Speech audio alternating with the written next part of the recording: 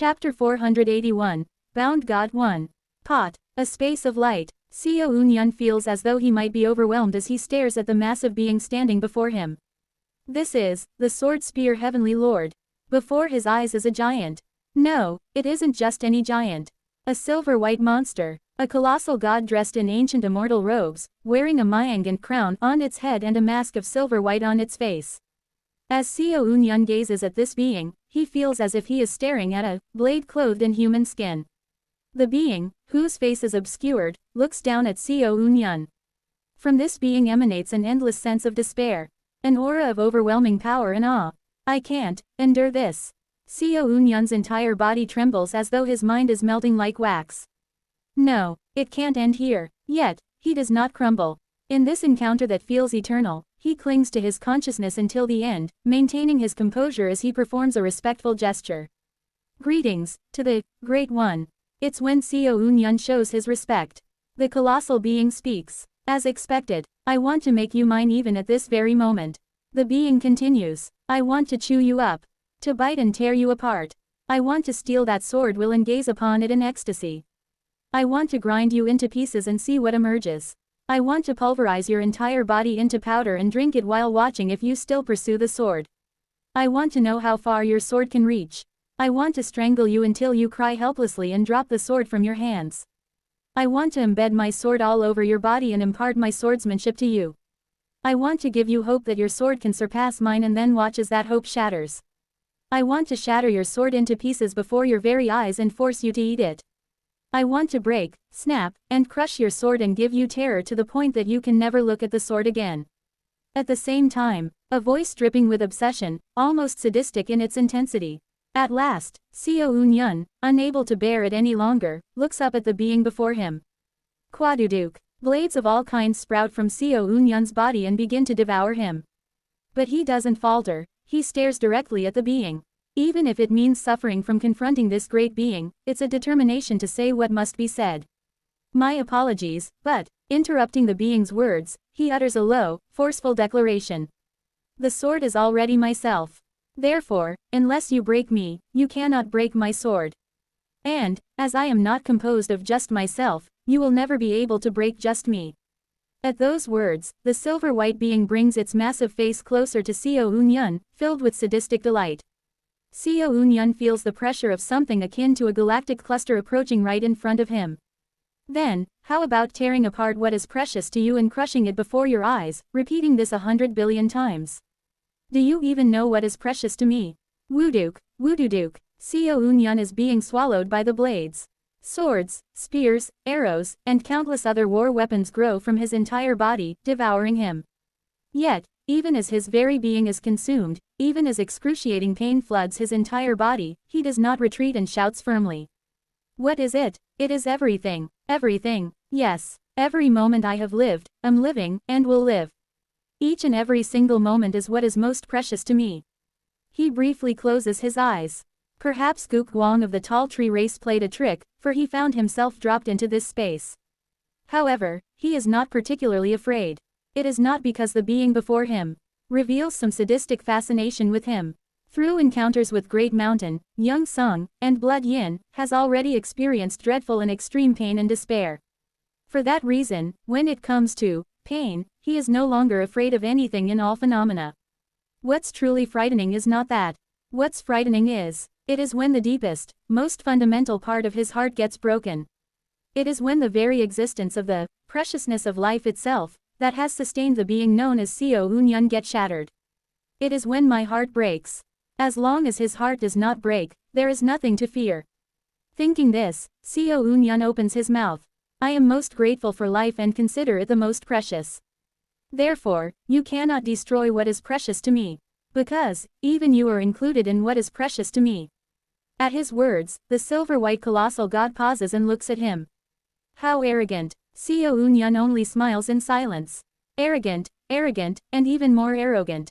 Have you perhaps inherited traces from those arrogant mountains? Indeed, it seems I must pin you beneath me, pierce your body with swords, and watch as you wail for my urge can be satisfied. Yet, even so, still. Sururuk. The silver-white colossal god dissolves into pure white light and disappears. Seo Eun-yun feels something like the soft touch of slender jade-like fingers stroking him from behind. Pasasasa. The swords sprouting from his body melt away in an instant. I want to see your sword surpass mine. Shwa. With those words, the silver-white monster, the will of the sword spear heavenly lord vanishes from the space. At the same time, Seo Eun-yun feels the entire world of light, composed of divine sword radiance, seep into his body. When he comes to his senses, he is once again facing the esteemed ones. Slaughtering heaven esteemed one, Guk Wang, is staring at him with an astonished expression. Seo Eun-yun glances around briefly. Is this the blessing of the sword spear heavenly lord? In that instant, he realizes what kind of divine powers he can manifest through his sword when he thrusts it. As long as this blessing is with him, he will be able to display all divine powers through his sword. Even the only two weaknesses of crystal glass to treading sea would no longer hold any meaning to him. The extreme of a sword cultivator. He knows now that if he moves his sword now, the path to the utmost limit as a sword cultivator will open. He could summon rain and wind with the sword, cause earthquakes and tsunamis, and bring down meteor showers to destroy civilizations. With a single sword, he could annihilate the universe, and with a single sword, recreate it. It is possible to encapsulate all phenomena within the sword. Seo Eun-yun contemplates. Then, is this the extreme of the sword, or the extreme of spells in the form of a sword? When Seo Eun-yun extends his arm, divine radiance naturally condenses, forming a silver-white sword in his hand. The sword looks far nobler and more sacred than the silver-blue sword held by Guk Wang. Why?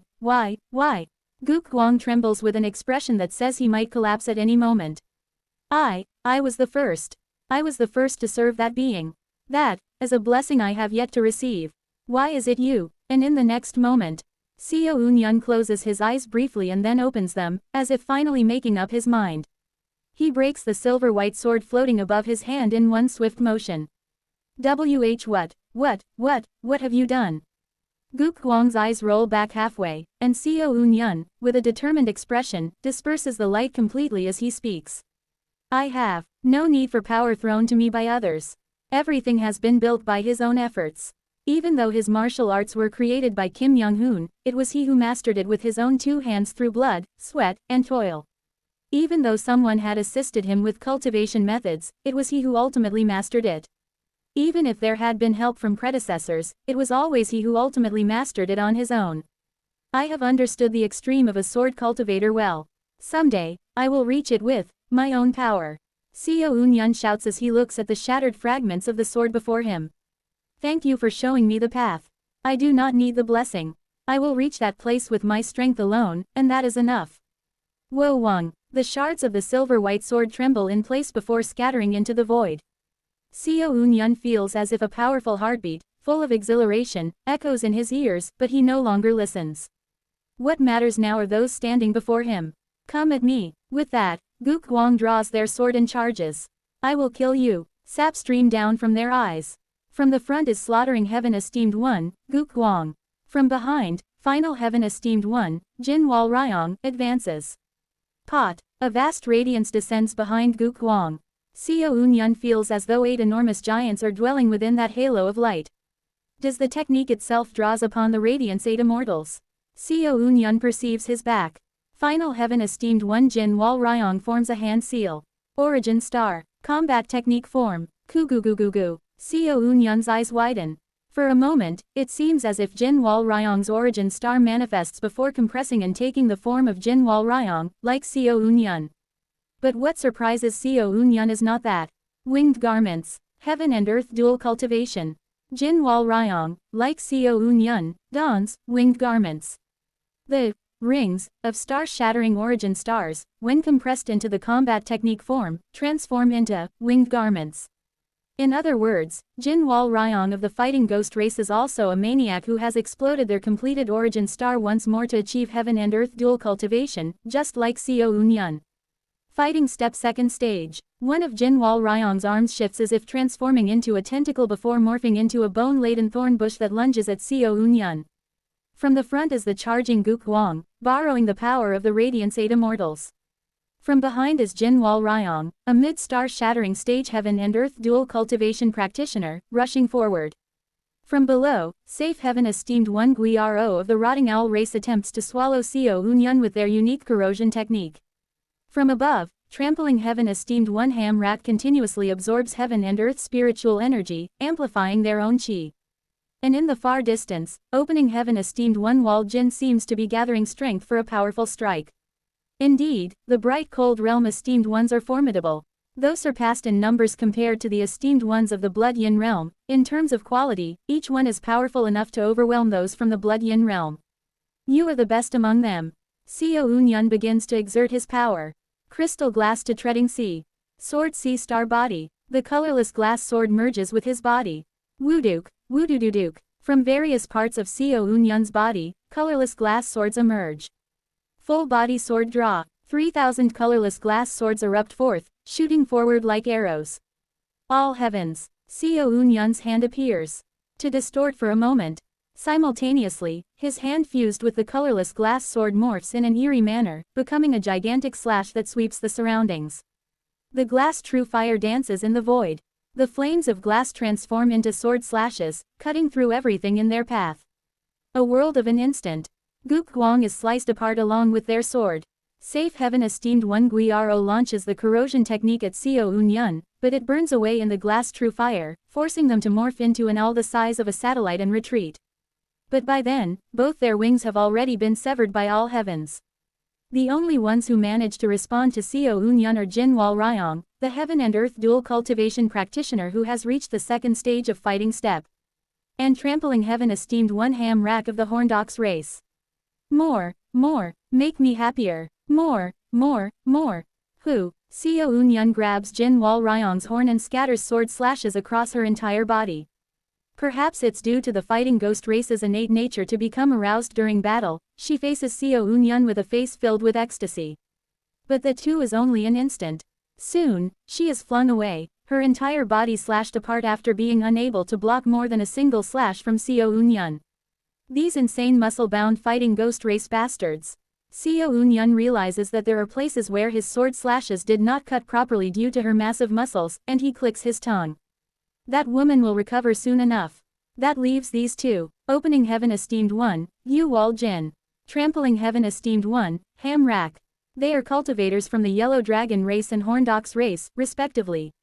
Interestingly, both belong to the Earth tribe. Among them, Seo Unyun's eyes fixate on the esteemed one of the Horndox race, Ham Rak. A martial artist at Tribulating Heavens, I see. Ham Rak, whose upper body resembles an ox and lower body a human, lets out a snort and greets Seo Unyun respectfully. So that's what you call the third realm of non-toppling Budayan. I shall learn a thing or two from a senior who has entered the second realm of non-standing Bulit like Senior Jang Ik. So you call 3 heavens beyond the path as 3 realms of non-toppling, and 3 flowers Wuji as 3 realms of non-standing, huh? Interesting. Hoo-hoo. To not fall down, and at the end, to not rise up. Isn't it interesting? Since Senior practices land and will dual cultivation like me, and is even a heaven and earth dual cultivation practitioner, you would know even better. That when one becomes a star-shattering esteemed one ultimately loses manifestation. Seo Unyun, looking intrigued, asks him. Then how do you maintain your manifestation? If not falling is non-toppling, and not rising is non-standing. I have chosen not to rise but also not to fall. Seo Unyun looks at him with eyes of pity. To not rise but also not fall. In other words, they are willing to remain forever in place, never progressing beyond that stage, in exchange for maintaining manifestation. It is not just about manifestation. They have also stopped cultivating the Earth tribe methods. The choice to completely forego advancement and stay eternally in place for the sake of sustaining the 2 realms. That is the path Ham Rak has chosen. Are you fine with that? Hoo-hoo, you have the same eyes as Senior Jang Ik. But it's fine. This, too, will have its own path, after all. Now, enough with the idle chatter. Koo-goo-goo-goo-goo-goo. 7 stars are felt within Ham Rak's body. Seo Unyun smirks. Attribulating heavens at the grand perfection star-shattering stage. Good. Pasasa. He suppresses the glass true fire of the crystal glass to treading sea. Instead, he faces Ham Rak holding only the colorless glass sword. The 2 martial artists clash within the sea of stars. Manifestation. Non-toppling, non-standing Budayan Buli.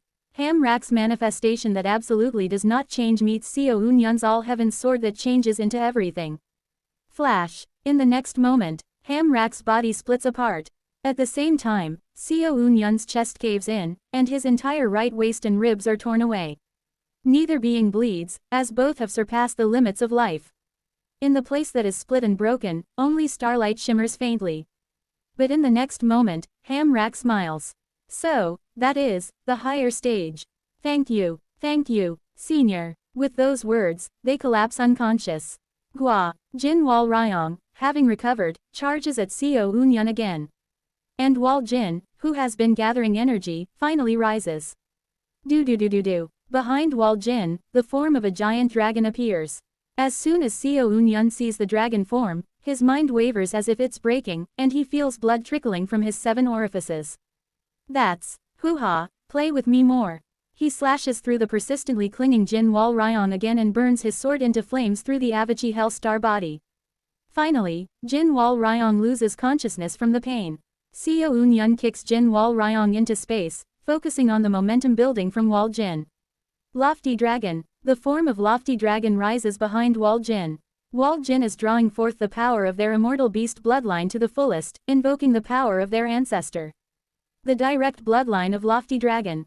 That is Wal Jin. Goo. The cosmic space quivers. The next moment, Seo Unyun is struck by the tail of Lofty Dragon's form and is hurled far away, all the way to a distant star away from the lightning sacred sea. Ku. Wal Jin closes the distance instantly using the ground shrinking technique. Jaejauk. The form of Lofty Dragon behind Wal Jin opens its mouth.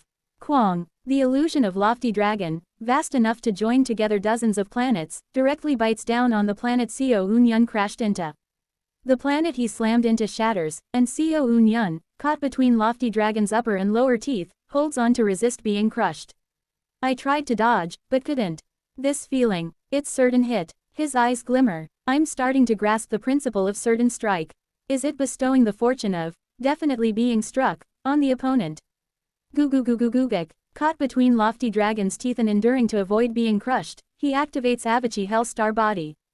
Glass True Fire dies black and surges into the interior of Lofty Dragon's illusion. However, Seo Unyun clicks his tongue. There's no reaction, because it's an illusion from the past. Present pain doesn't affect it. Damn it, I thought the weaknesses of the crystal glass to treading sea were only 2, but it turns out there's a third. So far, he has identified 3 weaknesses of crystal glass to treading sea. The third, just now discovered, is the illusion of the past.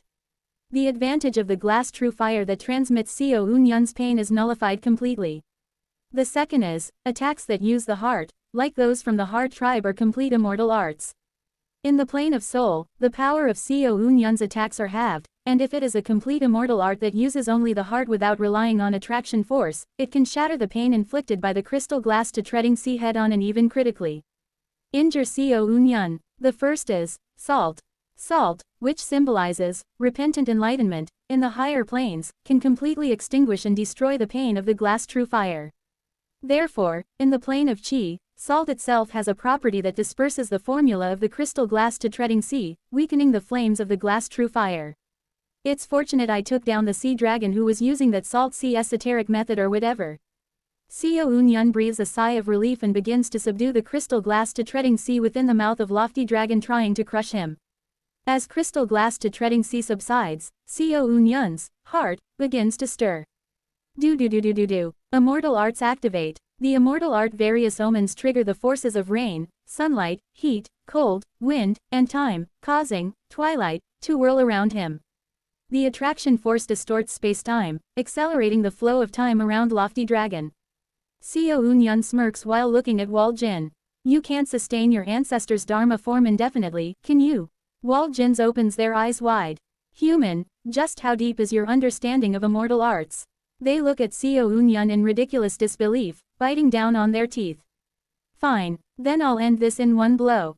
Go. Lofty Dragon's dharma form. A vast energy wave is felt from deep within its maw. Seo Unyun's expression changes for the first time. This is quite serious. Kwang. Seo Unyun narrowly escapes from Lofty Dragon's mouth, cold sweat dripping as he grips the colorless glass sword. Keying. He draws a circle. Simultaneously, Seo Eun-yun's mind once again soars into the immortal domain. I have to block this. This is dangerous. This is lofty dragon who was once a great net immortal. Even though they descended into the entering nirvana stage, even though they are only manifested as an illusion through the power of their descendants, bloodline, their full-out single strike surpasses the casual single strike of Blood Yin, who swung as if to swat away a bug. The Sumeru sword dance, borrowing the power of the sun and moon heavenly domain, bursts forth from Seo Eun-yun's sword as lofty dragon's dragon wave engulfs him. The next moment, the universe briefly brightens. I stare at my trembling body. Ah, this isn't the 999th cycle. I thought I was going to die. At the same time, I reflect on myself for having tried to deal with the esteemed ones with such an arrogant mindset. Kahayak, Hyok, I vomit lava from my mouth. Having become a star, my body no longer expels blood but instead spews lava or heaven and earth spiritual energy. Hyok, just now, I truly thought the world was ending. The heaven and earth spiritual energy that filled my entire body and the glass true fire of crystal glass to treading sea are now reduced to mere specks. Fortunately, the production of heaven and earth spiritual energy from my origin star is slowly recovering my body, but it seems it will be a long time before I am fully restored. However, I smile faintly. SSSSS is. The Dharma form of lofty dragon true person that had unleashed the dragon wave dissipates. Now, all that remains is Wal Jin, utterly exhausted from summoning the Dharma form of lofty dragon. No, the other esteemed ones are also gradually recovering. This is an esteemed one. No matter how severe the injuries, they recover almost instantly through the self-production of heaven and earth spiritual energy. To counter this kind of monstrous regenerative ability, one must either kill them outright or use attacks through immortal arts. I look at Wal Jin and ask, are you still willing to try? Taoist you. Wal Jin returns to their human form with a darkened expression. How could that be? It is our defeat. Haha, why so? Right now, my power is completely drained, and it looks like Taoist you and your comrades have almost fully recovered. We have realized that your capability in immortal arts is so high to the point that it treats us as nothing in comparison. Even if your energy has waned, challenging you would only make us fools. Moreover, you are also a practitioner at the 5th stage of manifestation. Not just a Grand Master of immortal arts, but the 5th stage of manifestation. We do not have the confidence to defeat the Distinguished One. Indeed, torturing the Sacred Master was not through trickery, but through your own power. It was a trick at that time though. I decide to remain silent. If I say that I had just reached void shattering then and that my heaven and earth cultivation was only at the integration stage, they wouldn't believe me. If I say I reached star shattering within that brief period of time, they might think I'm mocking them. Besides, it seems the Distinguished One still has things hidden, right? At that, I simply give a meaningful smile. Indeed, I have yet to reveal the artificial stars of the Mad Lord and 3 forms of crystal glass to treading sea, which means I can still crush them at any time if I bring those out. I was going to educate them thoroughly, but if they're taking this submissive an attitude, there's no helping it. Then, how do fellow Taoists plan to deal with your business with this one? We will make compensation for the unfortunate incident earlier. Moreover, it seems your cultivation method doesn't have much to do with the Blood Yin realm, and judging by the expression of the trampling heaven esteemed one who is also of the Heart tribe, you don't seem to be that much of an evil breed either. As for your character, we'll observe a bit more. I stroke my chin and ask. That doesn't seem to be everything. Is there more? This is why the Heart tribe. I can still read a bit of Taoist's intent since your will has not fully materialized into attraction force yet. Wal Jin bursts into boisterous laughter and speaks. When one reaches the star-shattering stage, within the origin star, the great nature begins to circulate. However, no matter how much the great nature circulates, to produce heaven and earth spiritual energy, the size of the great nature must be immense, and there must be many great natures capable of interacting with each other. In other words, his next words make me flinch. In the early star-shattering stage, it is absolutely impossible to produce heaven and earth spiritual energy. Producing heaven and earth spiritual energy with only one star. It's nonsense. For all esteemed ones, the minimum is the mid-star shattering stage, and on average, it's the late star shattering stage. In other words, when 5 to 6 origin stars are formed can one produce heaven and earth spiritual energy. That's why this esteemed one thought the Distinguished One was at the later grand perfection star shattering stage at first. Quote. But for an early star-shattering stage, to produce power equivalent to grand perfection with only one star. And that too with heaven and earth dual cultivation. This esteemed one has never encountered an existence like the distinguished one before. With your level, you will surely reach the rank of true immortal someday. If we aren't going to kill the distinguished one here and now, we would rather not offend a future great immortal. Xian. I feel my face flush and wave my hand. You flatter me too much. But thank you, nonetheless. Haha, there's no need for modesty. Anyway, this esteemed one will go back to find my comrades and return to the lightning sacred sea. We'll have to start the conquest from the first floor of the lightning sacred sea again. They let out a deep sigh, and I chuckle heartily and speak. Don't worry, you'll likely be able to continue from the floor you conquered. Since the master of the 98th floor was killed, you can start from the 99th floor. What do you mean? I met a being called the Golden Shaking Bird. I relay the information about Golden Shaking Bird. Soon after having heard my explanation, Waljin adopts a contemplative expression. A being capable of overriding the authority of the Tower of Trials to that extent. I'll need to revisit some ancient texts I once found before. Do as you please. As for me, I still have an unfinished duel, so I'll be on my way. With the heaven collapsing esteemed one. Do as you wish. This esteemed one needs to find the Taoists of the Nether Ghost Realm, so they gesture for me to go to do as I please, and I re-enter the depths of the lightning sacred sea. Inside the lightning sacred sea, within the spatial barrier where Jangik is sleeping, I knock on the spatial barrier and shout, Master, please wake up. Thud, thud, thud, thud. But there's no response from inside. Master, I sigh and draw my sword. I know you're pretending to sleep. Please wake up. Kukwagwagwang. The moment I raise my sword as such and strike down on the barrier, my head is severed. Chapter 482, Bound God 2. Single quote. I feel puzzled as my neck is severed. It's not Jangik. It can't be Jangik. If it were Jangik, he wouldn't have delivered this kind of absurd strike against an esteemed one at the star-shattering stage. Jangik would know that those at our level won't die even if their heads are cut off. With my head flying off, I quickly assume a stance. In the next moment, Kurururun, inside the spatial barrier, a golden lightning bolt emerges. A single thunderbeat Lei Feng appears, grasps my severed head, and flies off somewhere. Exclamation mark quote. I see. This isn't Jangik but the master of the 99th floor. My expression naturally darkens. Come to think of it, something felt strange. Although I had pierced through to the 99th floor, the masters of the 96th, 97th, and 98th floors had shown themselves, but not even the nose of the 99th floor master was nowhere to be seen. Then what about Jangik? I search for Jangik. And I find him immediately. Kugwagwagwang, the 99th floor. Jangik is there, swinging his padao against thousands of thunder bees, preventing them from descending below the 99th floor. Bu Wang. As the thunder bee that holds my face passes by him, our gazes meet briefly. Clicking his tongue as if in disbelief, he mutters. We fell for it splendidly. All of us. Soon later, at the center of the 99th floor, filled with thunder bees. What stands before me stands as an enormous hive the size of a continent, attached to a tree as massive as several planets combined. The thunder bee carries me inside the hive, to its most secret chamber. I was wondering why it only brought my head. It must have been some kind of sorcerous act. I click my tongue internally. To a star-shattering esteemed one, head is not a significant part. Considering the main body is a star, what meaning does a head hold?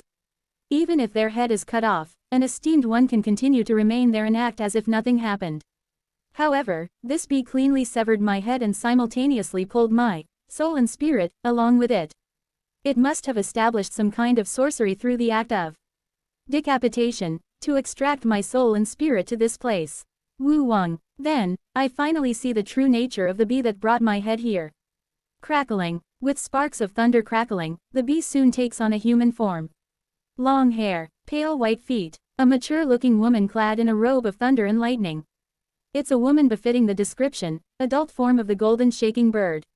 As she transforms into a human form, I feel her presence descend heavily over the entire 99th floor. Considering that each floor is akin to a separate dimension, it means that she has filled this entire dimension with her presence. From that alone, I can immediately infer this woman's level. Entering nirvana, a true person. The being before me is a quasi-immortal. Just a step below a true immortal. Quote. First of all, why did you bring only my severed head here? While testing whether I can communicate with my body, I subtly channel the power of void-shattering and immortal arts while trying to avoid detection. I saw the Distinguished One fighting the projection of Lofty Dragon. Hence, I figured that if I brought your entire body, I wouldn't be able to handle it. That's why I only brought your soul and spirit along with your head connected to it. The Distinguished One's realm is quasi-immortal, correct? In terms of the immortal cultivation realm of a cultivator, that would be correct. What is the reason for bringing me here? It is to escort you to the 100th floor. What is your relationship with Golden Shaking Bird? Since she answers all my questions willingly, I continue to inquire. Then, when she hears the question regarding Golden Shaking Bird, she smiles with an oddly chilling expression. My roots genuine. In the terms of your people, the word, mother, would be most fitting. Quote. Exclamation mark quote. I glare at her and speak. Quote. The reason you are taking me to the 100th floor. Is it related to your mother? You could say so. Just then, Jejong, an enormous roar erupts from the distance. It sounds as if a dragon's cry bursts forth from a distant place, and suddenly, I find myself in the space where Jang Ik, Yu Wal Jin, and I are gathered. This place. Jang Ik sighs and speaks. This is a space that I and that you fellow created by combining our powers. Using my heart essence, your heart essence, and Yu's immortal beast bloodline, we temporarily created an inviolable consciousness space. The Padao that Jang Ik had sent into my heart essence in the past. It seems that he used the trace of that Padao to instantly link our heart essences, and with the power of Lofty Dragon, Wal Jin created this temporary space. Each step of it is astonishingly intricate, and I can't help but be impressed. Incredible. Anyway, I am currently in a situation where I've been kidnapped by the quasi-immortal level thunder beast that seems to be the master of the 99th floor. I know, and the reason I called you here is because that Yu Wal Jin fellow said he has something to say to you. We quickly exchange words. In any case, we had cleared up to the 98th floor, but with a quasi-immortal appearing as the master of the 99th floor and me, the strongest among us, being kidnapped by that quasi-immortal, time is of the essence. Wal Jin promptly speaks. While briefly flipping through some ancient texts, I found a record about the Golden Shaking Bird that the Distinguished One mentioned in the Tower of Trials. It was said right there that the Golden Shaking Bird is the master of the Tower of Trials located within the Lightning Sacred Sea, the master of the 100th floor, and the final gatekeeper. Quote. As I thought, Wal Jin speaks with a darkened expression. Distinguished One said that this Golden Shaking Bird once helped you, correct? However, according to the ancient text, among the subordinates of the Golden Divine of Lightning, the Thunder Beast Golden Shaking Bird is particularly cruel, violent, and cunning, skilled at deceiving people. I believe it may have deceived the Distinguished One. For now, I am doing my best to prevent the Thunder Bees of the 99th floor from descending below the 98th floor. The problem is, the hole between the 99th and 98th floors is about to close. If that happens, your soul and spirit might be trapped by that quasi-immortal for 1,000, 10,000 years. We decided to rescue you before that happens. Is there a way? Jang Ik nods and draws his Padao. I'm going to embed my Padao in you. Then, in the plane of soul, I'll pull my Padao and you down to the 98th floor. All the esteemed ones, including Wal Jin, will use their strength to pull your soul, so respond well. It'll feel like your soul is being torn apart, but bear with it. Understood. Then I will also embed my own. I understand. I embed my sub-heart sword into Jang Ik's heart essence to make it easier for him to pull me. Jang Ik embeds collapsing immortals annihilating heavens into my heart essence. We quickly connect, and we each grasp the link that forms between Jang Ik and me. Alright then, I'll start pulling. Just as Jang Ik, Wal Jin, and the other esteemed ones on the lower floor are about to pull me. Ching, time seems to have stopped. And within this frozen time, I am the only one conscious. What is this? Step, step, step. In this space, created from the heart essences of Jang Ik and me. An outsider steps in all too naturally. She has soft, pure white feet. She wears a robe made of lightning and appears as a young girl with platinum hair. It's the immortal beast of Yangsu Jin, Golden Shaking Bird. She smiles faintly as she looks at me before speaking. I have come to rescue you. Please follow me. Quote. What are you doing? For now, please come with me. This is a dimension where the descendant of Lofty Dragon used Lofty Dragon's power to establish laws, so it was difficult to enter forcibly. It's not easy to endure either. No, I will not leave. Yes, please do not worry. You will not have to move a single finger. Snap. As she snaps her fingers, my consciousness suddenly shifts to the 99th floor. I am back in front of the Thunder Bee Queen, who is known as the child of Golden Shaking Bird. The Thunder Bee Queen, upon seeing Golden Shaking Bird suddenly appear, bows toward her from her seat. I offer a bow to the master. Enough with the greetings. And there is no need to call me master. For there will be a new master to take that place. Grabbing my hair, she lifts it and starts walking somewhere. As she proceeds, the Thunder Bee Queen extends her arm, opening a dimensional gate. Step, step. The Golden Shaking Bird opens the dimensional gate with me, and beyond the 99th floor. I arrive in one motion to the 100th floor of the Tower of Trials within the Lightning Sacred Sea. Wo Wang. The 100th floor of the Tower of Trials feels like a rooftop. Above the tower's rooftop that resembles a barren plain, there looms a massive apparatus, similar to a celestial sphere. As I look at the structure of that celestial sphere, I flinch in surprise. Young Sung. Seen at the end of the 19th cycle, the structure looks quite similar to the South Polar ritual treasure, Young Sung. However, unlike Young Sung, it does not have the mysterious and divine inscriptions engraved on it, nor does it exude such an overwhelming aura.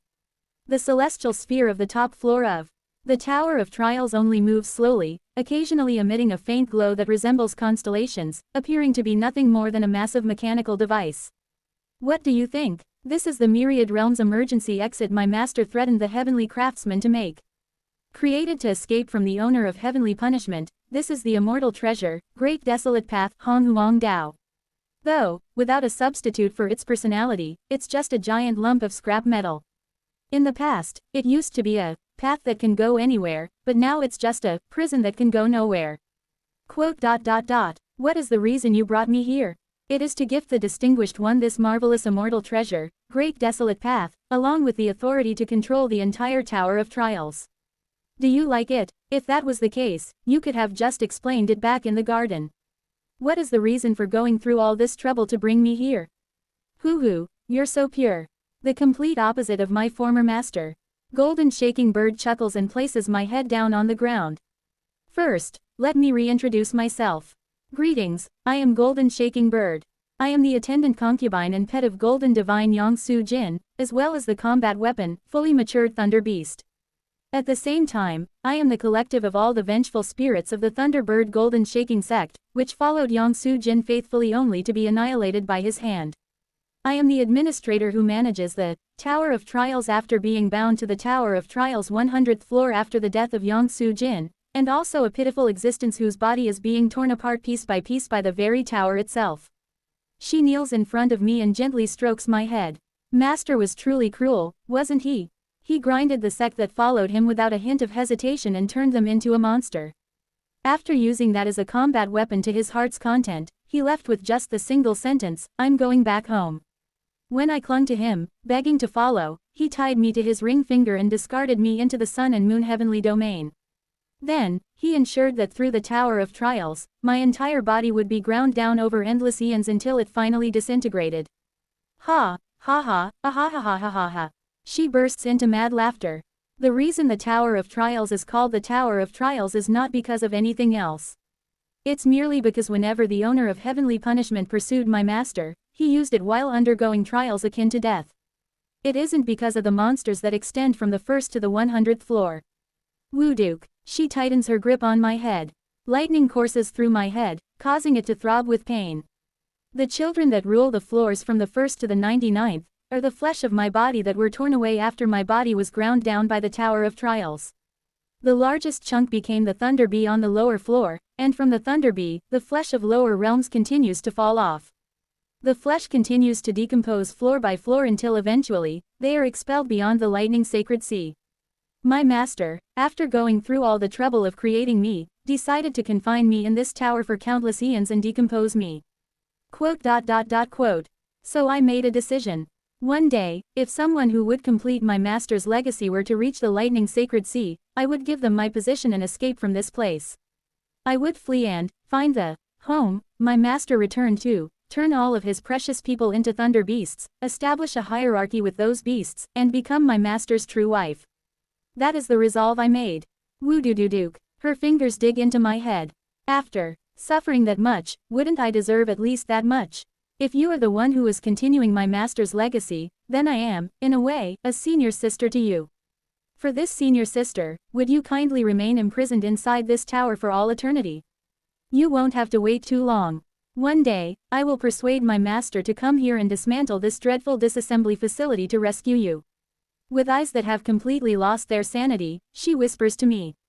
Through her hands, I gradually feel an immortal art-level restraint binding my soul. The chains of attraction force binding golden shaking bird entangle me. Quote.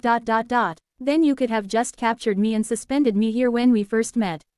Why did you make me go through the Tower of Trials?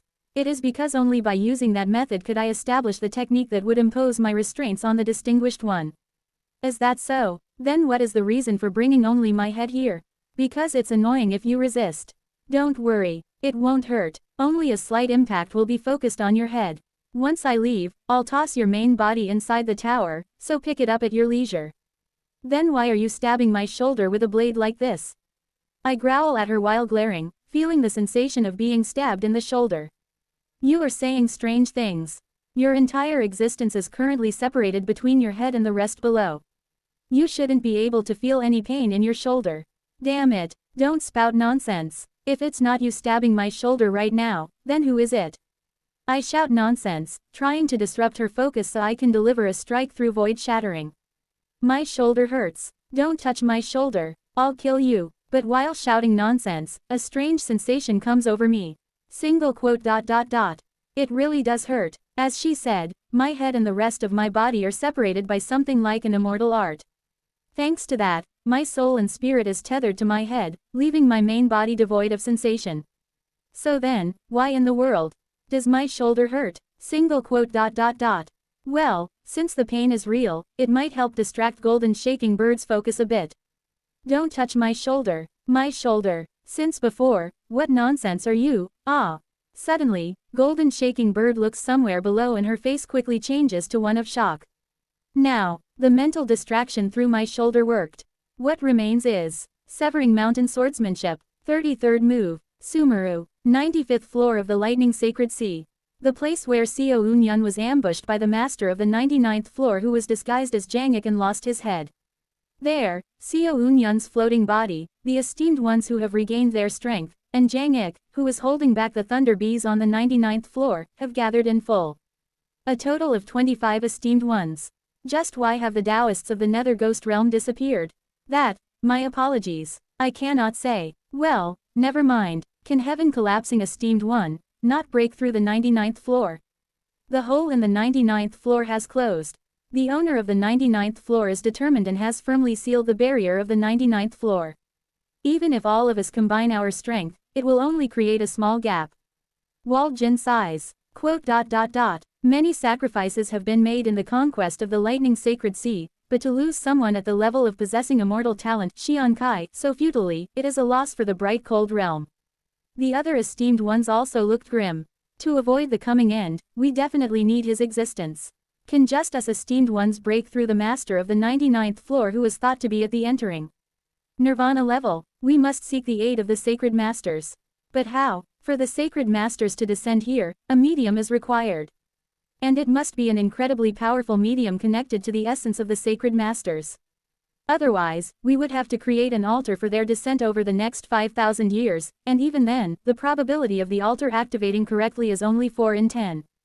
Just then, flash, from the left shoulder of Seo Eun-yun's decapitated body, an overwhelming sword light bursts forth. Simultaneously, an immense presence begins to descend upon the Lightning Sacred Sea. Kugugugugu. This is Slaughtering Heaven esteemed one Guk Guang, sensing the aura, immediately bows as a flower blooms from their head, scattering pollen. All the esteemed ones of the bright cold realm simultaneously kneel in reverence.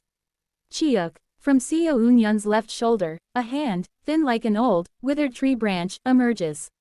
The hand, surrounded by a bright white light, tilts his body back from his shoulder, and descends his main body into the Lightning Sacred Sea. Wo Wang. The entire lightning sacred sea shakes violently as if trying to repel the foreign intrusion from outside, but the presence descends firmly in place without concern. A being wrapped by radiant white light, resembling a dried, ancient tree. That being is the administrator of the bright cold realm. It is Sacred Master Baek-woon. We pay our respects to the Sacred Master. 24 esteemed ones shout in unison as they bow. Baek-woon nods and then looks up towards the distant upper floor. She stares beyond the 99th floor. He is not someone I like, but since he serves as a medium for my descent as a fellow sacred person, he is somewhat useful. She glances at Slaughtering Heaven esteemed one Gook Gwang and clicks her tongue. You fool! Stop your stupid behavior and assist me. How shallow must your faith be to Great One that you can't even fulfill the role of a medium that even the human race bastard could manage? Gook Gwang's face flushes a deep red at her words, but he quickly regains his composure. After scolding Gook Gwang, Baek-woon flies in one leap to the boundary between the 98th and 99th floors. In the next moment, tree halberd, the space around her ripples with white clouds, taking the form of a colossal wooden spear. Jaejeong, Baek-woon swings the wooden spear. With her single strike, the entrance to the 99th floor shatters, creating a dimensional passageway. Boo-wong, hundreds of millions of thunder bees rush at Baek-woon all at once. But Baek-woon opens her mouth. Jeeing, a colossal lion's roar shakes the entire dimension, and the hundreds of millions of thunder bees explode and perish on the spot. Pidgeejik, before her stands the one who ambushed and kidnapped Seo Eun-yun. The Thunder Bee Queen appears. She looks at Baek-woon and sneers. Well, who do we have here? Isn't this Baek-woon, who became a waste? This brings back past memories. The Baek-woon who once begged for her life in front of the Golden Divine dares to come before me, who wields his authority. Just thinking of that time. Just then, immediately, clench, Baek-woon's hand grabs the head of the Thunder Bee Queen. Badoo-doo-doo-dook. The Thunder Bee Queen's head bursts under Baek-woon's grasp. Wing, the scent of peach blossoms begins to spread around Baek-woon. The sacred master of the bright cold realm, Baek-woon, is drawing upon the power of the bright cold realm from the far ends of the universe. You foolish thing, the one I feared was the Golden Divine. Do you think I would fear a worthless thing like you who can't even be considered his dregs? Do you see me, who once stood before true immortality, as being on the same level as you, a half-baked entering nirvana? You HB. The Thunder Bee Queen struggles to escape, but she cannot break free from Baek-woon's grasp. I immortal art. The eyes of the Thunder Bee Queen fill with terror, and Baek-woon smirks as she begins to crush her completely. You spoke so well just moments ago. Go ahead, beg for me to spare your life. Lick my feet like a dog. Beg while promising to offer everything you have just to spare you. If you do that, I'll leave at least your life. 483. Woodook, woo-doo-doo-dook. The Thunder Bee Queen, held in Baek-woon's grasp, tries to resist, but as the fragrance of peach blossoms fills the surroundings, she eventually finds herself with no choice but to completely kneel. From the Thunder Bee Queen's entire body, pure white sprouts begin to emerge. The sprouts envelop the Thunder Bee Queen, rooting themselves as they grow and tightly coil around her in the form of vines. Woo-doo-doo-dook. Finally, Baek-woon, who has trapped the Thunder Bee Queen inside a wooden prison, begins forming hand seals. Do-do-do-do-do. Summon. Heavenly Lotus Great Mountain. The space tears apart as the sacred mountain of the bright cold realm, the Heavenly Lotus Mountain, is summoned to the 99th floor. Simultaneously, the heaven and earth spiritual energy of the lightning sacred sea begins emitting the same wave as the heaven and earth spiritual energy of the bright cold realm. As a sacred master, I command. This world shall now be a part of the bright cold realm for 3 days. All the floors from the waiting space of the lightning sacred sea's tower of trials up to the 99th floor are bathed in the light emitted from Heavenly Lotus Great Mountain. Baek-woon, with control over the 99th floor and below secured, stretches her hand towards the sky. Open. Jiuwak. The void splits open, and the door to the 100th floor appears. Chi. Did it work? I stare at the opponent before me. The Sumeru sword dance struck properly. However, Golden Shaking Bird appears unscathed on the surface. After a moment, Golden Shaking Bird smirks and speaks. What is this? Using a sword dance that borrows power from the lightning sacred sea that I am the master of, Kekek. That's a bit impractical of you. It worked on Baek-woon. Is it the difference between a true immortal and the sacred vessel stage? Just as I am taken aback. Jiuwak. Suddenly, the entrance to the 99th floor opens, and an unimaginable figure appears from beyond. It is Sacred Master Baek-woon.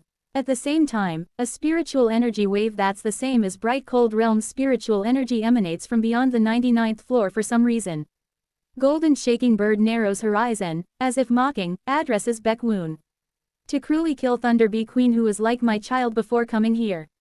You're too much, Baekwoon. Baekwoon scoffs and responds.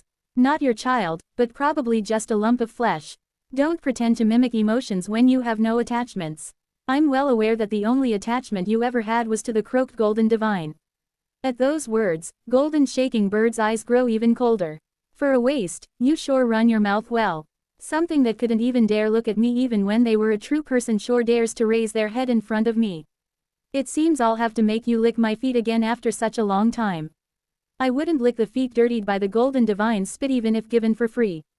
Also, true persons aren't supposed to directly look at true immortals. It wasn't that I lowered my head to something like you because I didn't dare to look, but due to the nature of the entering nirvana stage, you incomplete immortal beast.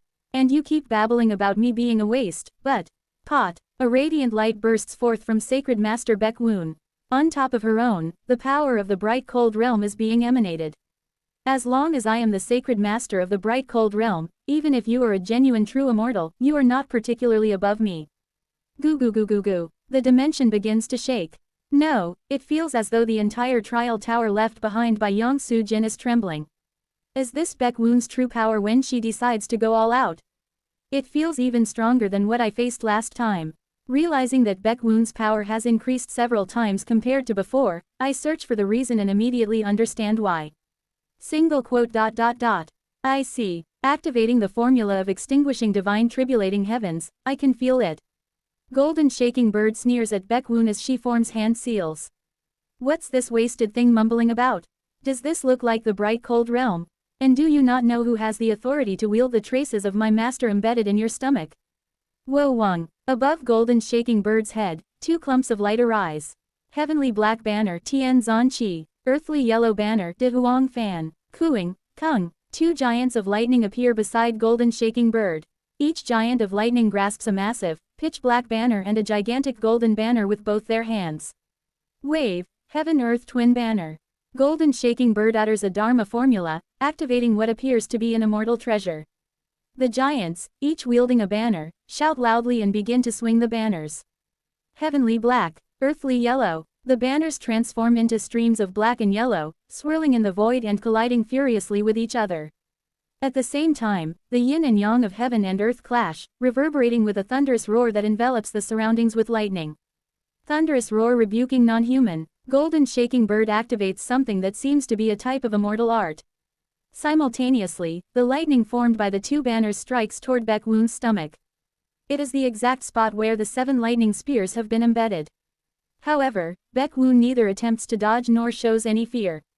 Kurururung. The lightning strikes her. Golden shaking bird sneers, covering her mouth with one hand. Do you now understand your place in the hierarchy, Baekwoon? For a waste, if you dare to lift your head in front of me. At that moment, Baekwoon clasps her hands together reverently and begins to pray. The devotee humbly requests. Do. The world quakes. At the same time, a massive beam of light descends from the sky, directed at Baekwoon. Golden shaking bird's expression shifts to shock. Exclamation mark. She urgently shouts something in the true immortal language in the immortal domain. I can understand why she does so. Baekwoon's stomach. Instead of the 7 large lightning spears that had been there before, 7 tiny, needle-like objects are embedded. I immediately comprehend the situation.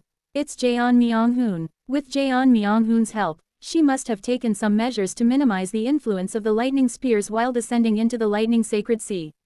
Previously, Jeon Myung-hoon had been unable to properly control Baekwoon's lightning spears, but it seems he gained some kind of insight while touching my star tribulation. Golden shaking bird throws me aside and urgently begins to expand her body. It's as if she is terrified of the existence Baekwoon is summoning. Kwaggggggggg. As her body enlarges, she turns into a colossal hummingbird of lightning larger than a planet and looks down at Baekwoon before letting out a screech. With her single cry, it feels as though the entire world is about to shatter. In reality, excluding the entire structures above the 100th floor, the 100th floor of the Tower of Trials and the entire world from the 99th floor down to the first floor collapses at once from Golden Shaking Bird's thunderous roar. An authority that destroys 100 dimensions with a single cry. This is the might of the Yongsu Jin's fully matured Thunder Beast. However, Baek Woon's prayer has ended. As the sacred master of the bright cold realm, I humbly request. Please suppress the evil immortal rampaging in the bright cold realm. Please descend upon this place. Do. A massive afterimage of light ripples behind Baek Woon.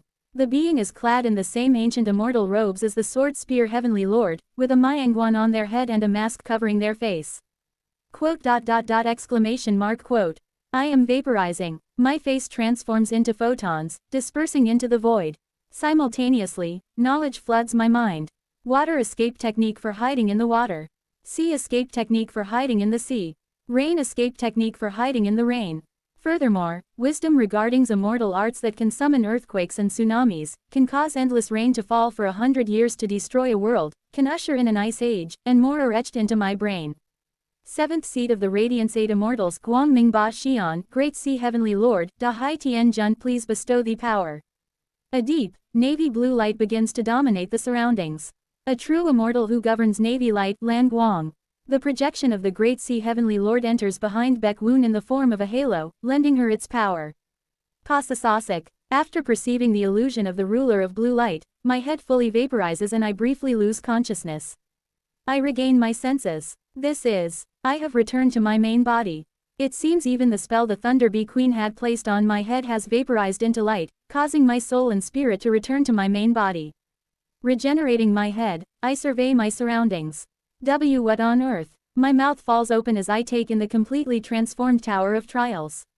An ice age Bing He. It's as if an ice age has swept through the entire universe. Countless starlights that once glimmered in the lightning sacred sea are now frozen, unable to emit light, casting the area in darkness. At the same time, the surroundings are filled with a cold so intense it feels as if even the soul would freeze. No, saying it feels as if even the soul would freeze is not a metaphor. The plane of soul has ceased functioning. I am shocked as I observe that the intents within the plane of soul are barely active, as if frozen solid. The 7th seed of the Radiance 8 Immortals summoned by Baek Woon. The power of the Great Sea Heavenly Lord has frozen not just the entire Tower of Trials, but even the plane of soul itself. I even wonder if parts of the plane of fate might have frozen as well. I momentarily cut off the star vein. All the heaven and earth spiritual energy flowing in through the star vein has been entirely replaced by the cold. If I keep the star vein connected, even my origin star would likely freeze. I use the heaven and earth spiritual energy produced internally within my origin star to warm it and soar up to assess the situation. 99th floor. Arriving where Baek Woon stands, my jaw drops. Everything except Baek Woon, who is emitting a pure white light, is frozen solid. Yes, Yongsu Jin's Thunder Beast's complete body. I mean, everything, including the golden shaking bird. I ask Baek Woon in a daze. Did you exterminate the Thunder Beast? Who? Baek Woon lets out a sigh. From her mouth, pure white heaven and earth spiritual energy pours out. No, she escaped. Pardon, I can't help but be shocked.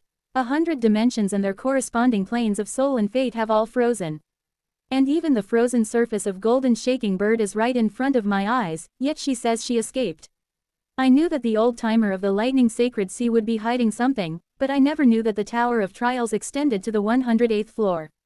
Snap. Baek Woon snaps her fingers, and a dimensional gate opens above us. She fled to the upper floors. Foolish thing, does she really think she can escape from the power of a heavenly lord? I must go up and capture her. The power of a heavenly lord. Indeed, the projection of the Great Sea Heavenly Lord that swept through this place just now has even turned the 101st floor, which Baek Woon hadn't detected, into an ice age. She's probably hiding on the 106th floor. If my assumption is correct, the 107th floor is Yongsu Jin's treasure vault, so that lowly creature bound to Yongsu Jin won't dare to go up there carelessly. Then, do you know what the 108th floor is for? If my assumption is correct, the 108th floor is. Curious at the mention of the 108th floor, I ask Baek Woon, and she looks like she's about to share her thoughts but then furrows her brow. No, never mind, you don't need to know.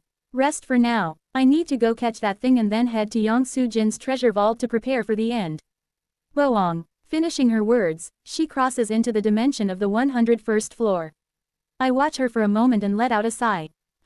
As heaven and earth spiritual energy is drawn in, it makes my core feel cold, but I breathe a sigh of relief. Single quote. This was resolved far better than expected. Honestly, I had anticipated that conquering the lightning sacred sea would take at least several thousand years. Yet, due to unexpected variables, Sacred Master Baekwoon descended and resolved it all in an instant. Now, as long as Sacred Master Baekwoon can retrieve the symbols of the Middle Realms, there shouldn't be a reason to worry about the end. I smile faintly, my face brightening. If that happens, we'll be able to bypass the end coming in the 10,000-year point and live in a world full of boundless time after the creation of the universe.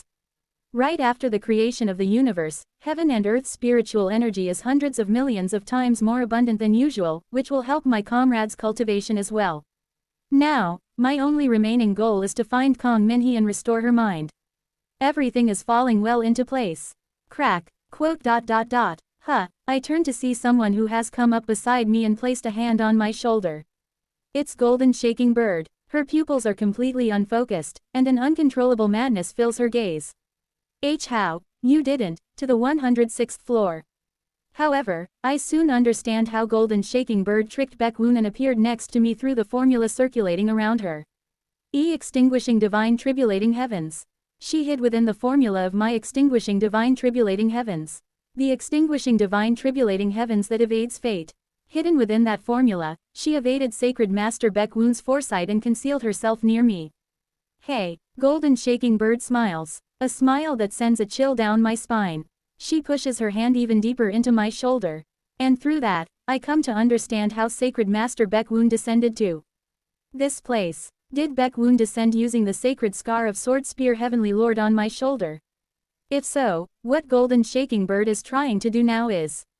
With all my remaining strength, I turn my head over my shoulder and, to the bright cold realm's white jade pavilion that Baekwoon used to descend, shout to my comrade, Jaeon Myung-hoon, who was summoned there by Baekwoon.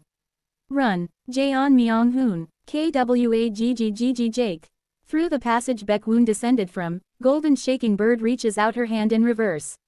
A whisper laced with a bone-chilling obsession escapes from her lips. My master has returned this time I want Lithim go. Bright cold realm, white jade pavilion. After Seo Eun-yun departed for the lightning sacred sea, Jaeon Myung-hoon, who has been separately summoned by Baekwoon and is maintaining a spell to temporarily nullify the power of the lightning spears attached to her stomach, twitches his eyes. What's this? For some reason, a great misfortune is detected in his foresight. Simultaneously, from a distant, far-off place, a familiar voice reaches him.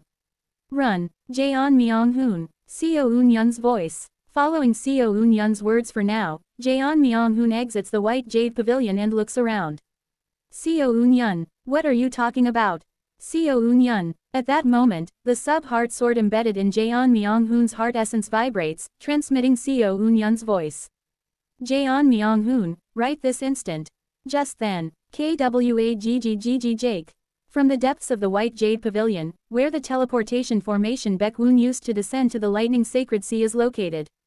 A massive arm of lightning bursts forth and chases after Jaeon Myung-hoon. Exclamation mark quote. Jaeon Myung-hoon flinches in surprise and decides to retreat as Seo Eun-yun instructed. But in the next moment, before he even has time to perceive it, Jaeon Myung-hoon is already caught by the hand of lightning. Jaeon Myung-hoon tries to absorb the lightning hand, but as he does, an immense chorus of agonized screams numbering in the tens of millions reverberates through his mind, forcing him to vomit blood. Jaeon Myung-hoon faints completely amidst the ceaseless whisper that calls to him from beyond the arm of lightning. Master. The arm of lightning pulls the unconscious Jaeon Myung-hoon and takes him to the far end of the universe, towards the lightning sacred sea. KWAGGGG Jake. I am bound by chains of lightning, unable to move my entire body, and can only watch as Golden Shaking Bird extracts something through my shoulder.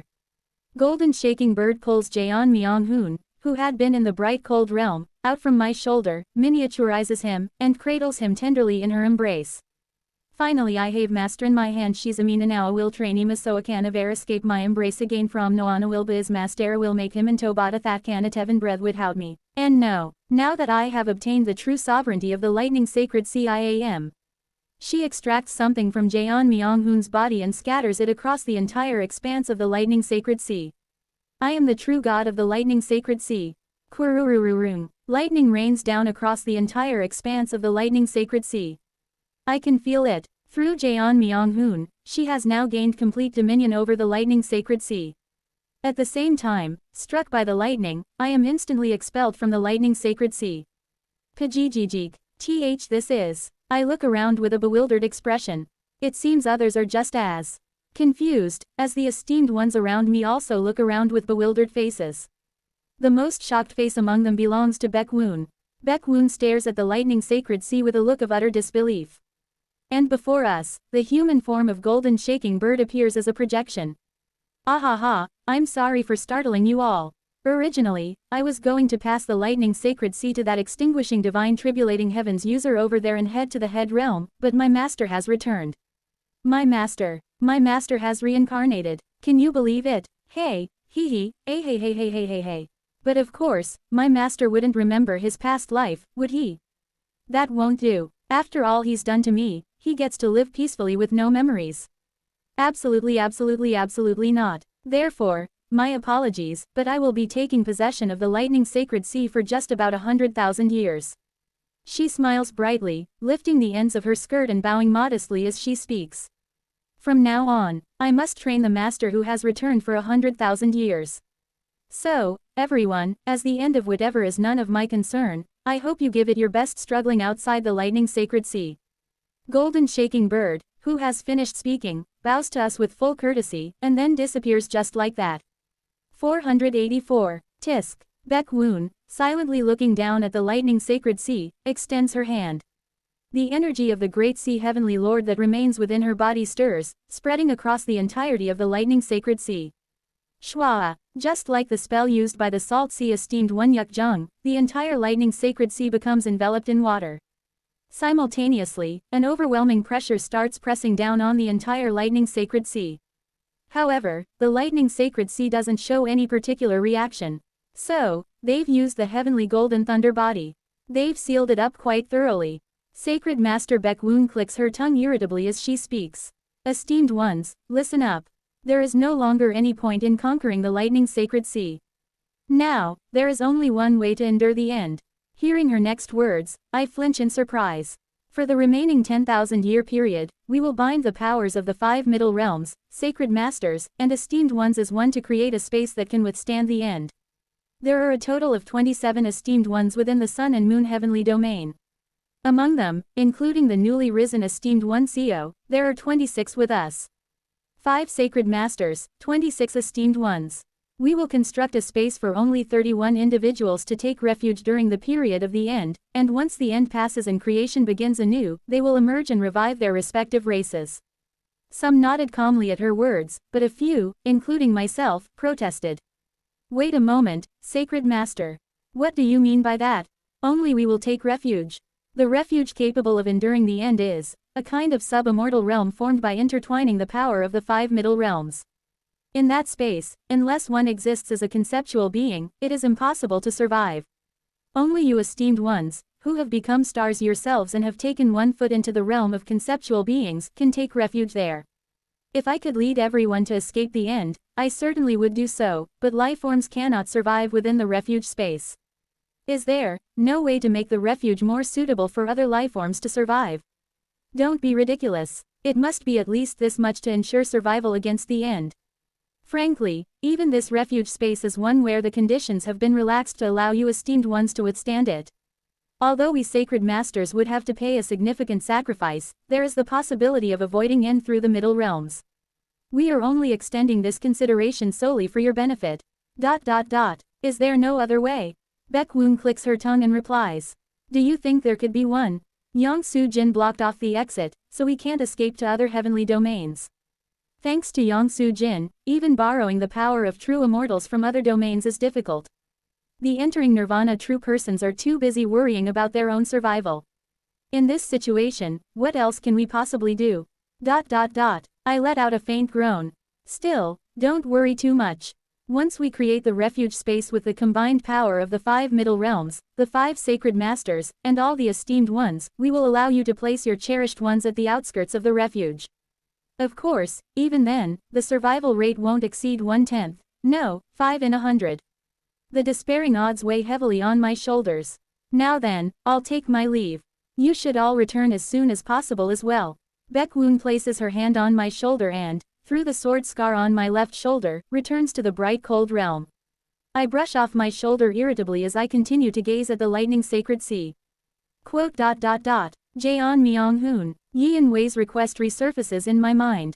Her plea to protect Jaeon Myung-hoon lingers in my thoughts, refusing to fade.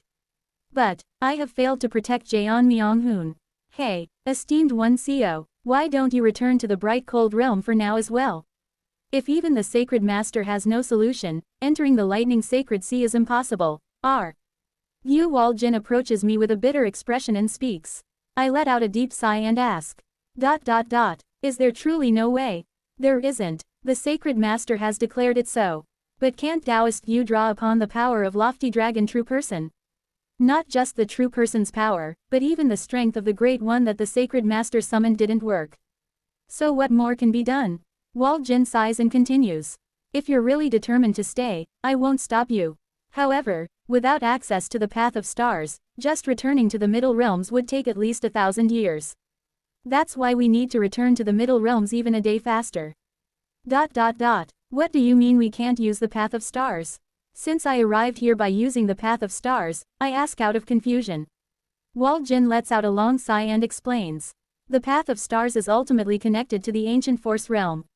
And the path into that realm lies at the very end of the path of stars, at a decaying corpse realm where the continent known as the Peaceful Cloud Continent resides. For convenience, we call it the Peaceful Cloud Realm. Yes, I know of it. Good. Then, have you seen the remnants of the battle between the Heaven Collapsing Esteemed One and the Yin Ghost Esteemed One of the ancient force realm that took place on that Peaceful Cloud Continent? I recall the mountain that formed from the corpse of that enormous turtle in the Peaceful Cloud Realm and nod. When we first set out for the Lightning Sacred Sea expedition, our plan was to travel through the path of stars. It's the fastest route, but, the problem was that something possessed the Yin Ghost Esteemed One. What? Something possessed them? That's right. Even though the Yin Ghost Esteemed One was born with the true blood of the Yin Ghost Black Turtle and had considerable resistance to possession and divine descent, for some reason, that being possessed them all too naturally and tried to sever the path of stars entirely. Then, it tried to kill all of us who set out on this expedition to stop the end. Exclamation mark. Before I know it, other esteemed ones have gathered around, listening to our conversation. Among them is Jang Ik. We thought it was someone entirely different. The fellow was only at the early star-shattering stage, and they were an esteemed one who mainly practiced defensive divine powers, so we all believed we could quickly subdue them even if they charged at us in a frenzy. But, Jang Ik shudders with an expression dread.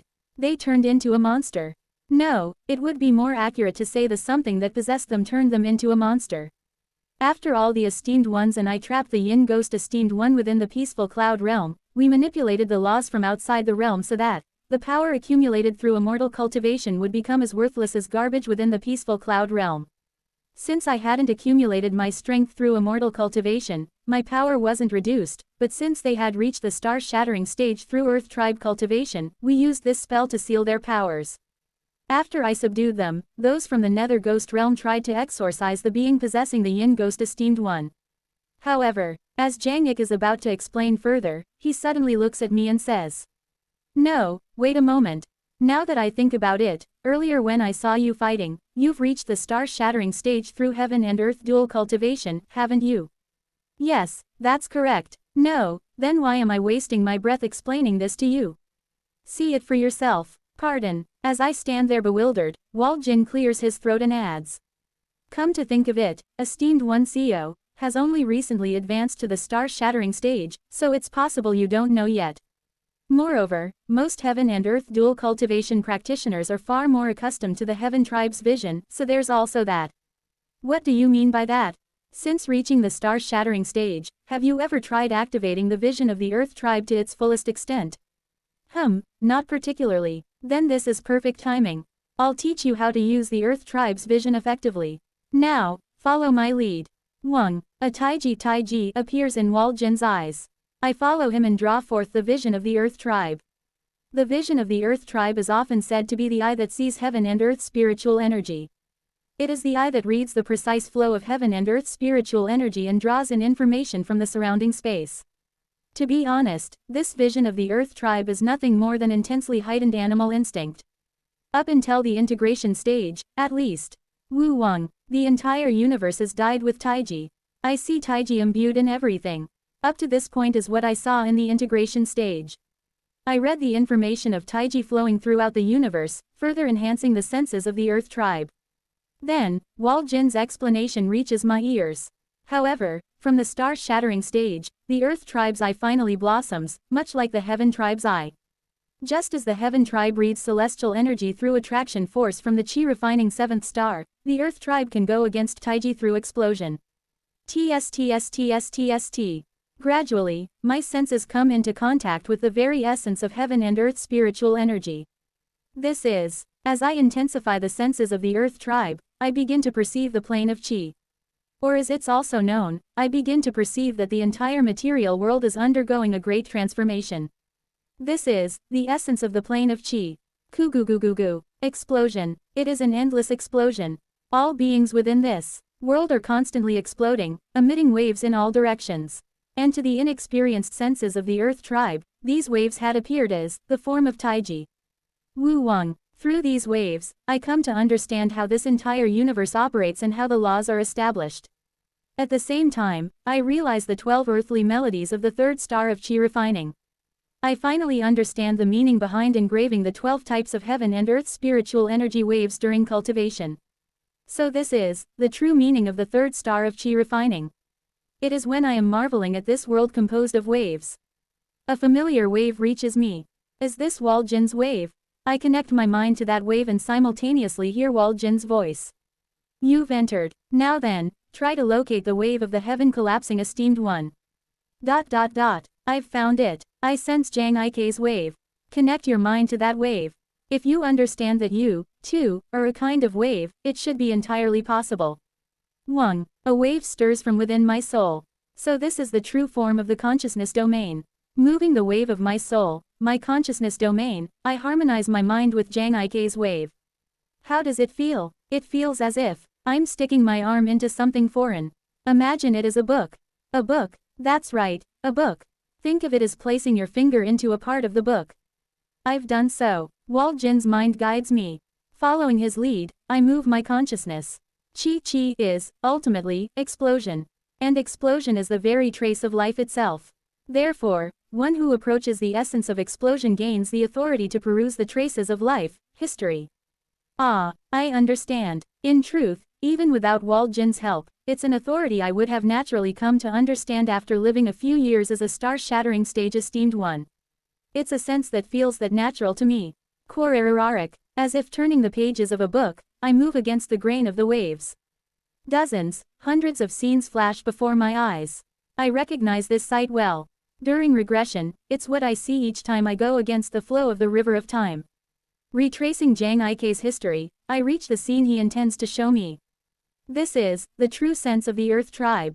If the Heaven Tribe reads fate, then the Earth Tribe reads history. Quararararik, I arrive at the moment in the past when Zhang Ik was fighting against the being known as the Yin Ghost esteemed one. The peaceful cloud realm where these two beings clashed comes into view. And I flinch in surprise. Zhang Ik is covered in blood, gasping for breath, while the black figure before him sits calmly atop a rock. Yin Ghost esteemed one, I heard they were born with the black turtle true blood, but an Earth Tribe managed to overwhelm Zhang Ik in their transformed state. Transformed state as in human form. The Zhang Ik of the past opens his mouth. Who are you? How are you able to suppress me in your transformed state while within this formation that suppresses the power of immortal cultivation? And just why are you blocking us from reaching the lightning sacred sea? Then, the someone shrouded in darkness replies. When do you think an existence truly dies? What? It is said a true immortal dies when they can no longer dream, and an immortal beast dies when they are completely forgotten by all. But both are wrong. In this world, death does not exist. What on earth are you talking about? Even after dying again and again, being reborn through the netherworld and living as a slave to fate is what we call life. What I'm saying is, in the end, we are bound in a cage where we cannot die. Even if we desire for it. I cannot understand what you're saying. How does taking over the body of the yin ghost black turtle and blocking us have anything to do with that? True liberation, if you wish to reach the end, Zhang Ming, the first thing you must overthrow is not light, but the underworld.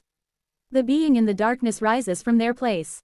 Their presence causes Zhang Ik to take a step back. And foreboding wave radiates from the figure, dominating the surroundings. The true ultimate of the heart is something anyone can attain. Because death is ultimately the heart, we can all reach the extreme of the heart if we die. That is why the heart tribe is a futile, utterly useless existence. But at the same time, due to that damn wheel, we can never truly die, so it is also a resentful existence. Cooing. They extend a hand. A simple gesture, with no martial technique or meaning imbued, just a mere stretch of their hand. Yet Zhang Ik, in response to that movement, launches slaughtering immortals, executing immortals, severing immortals, and collapsing immortals. He swings the annihilating heaven's blade and barely manages to hold his ground.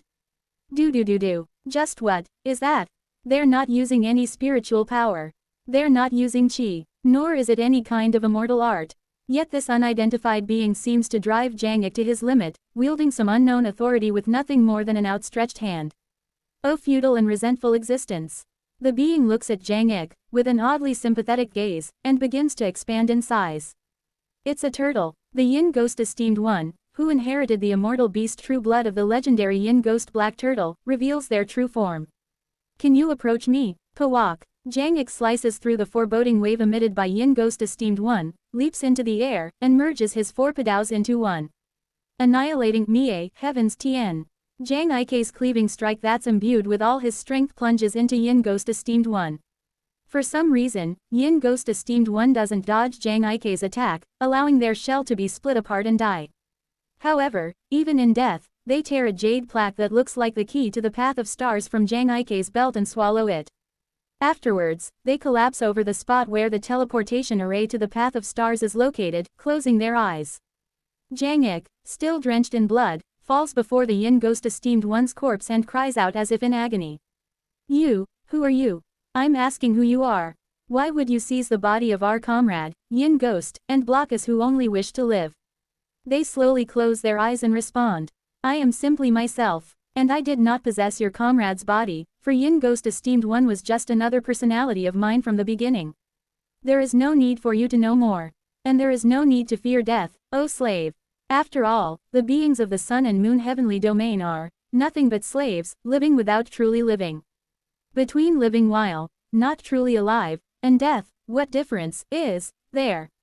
For some reason, I get the impression that this unidentified being is tired of dying, even though they just said they're another personality of yin ghost.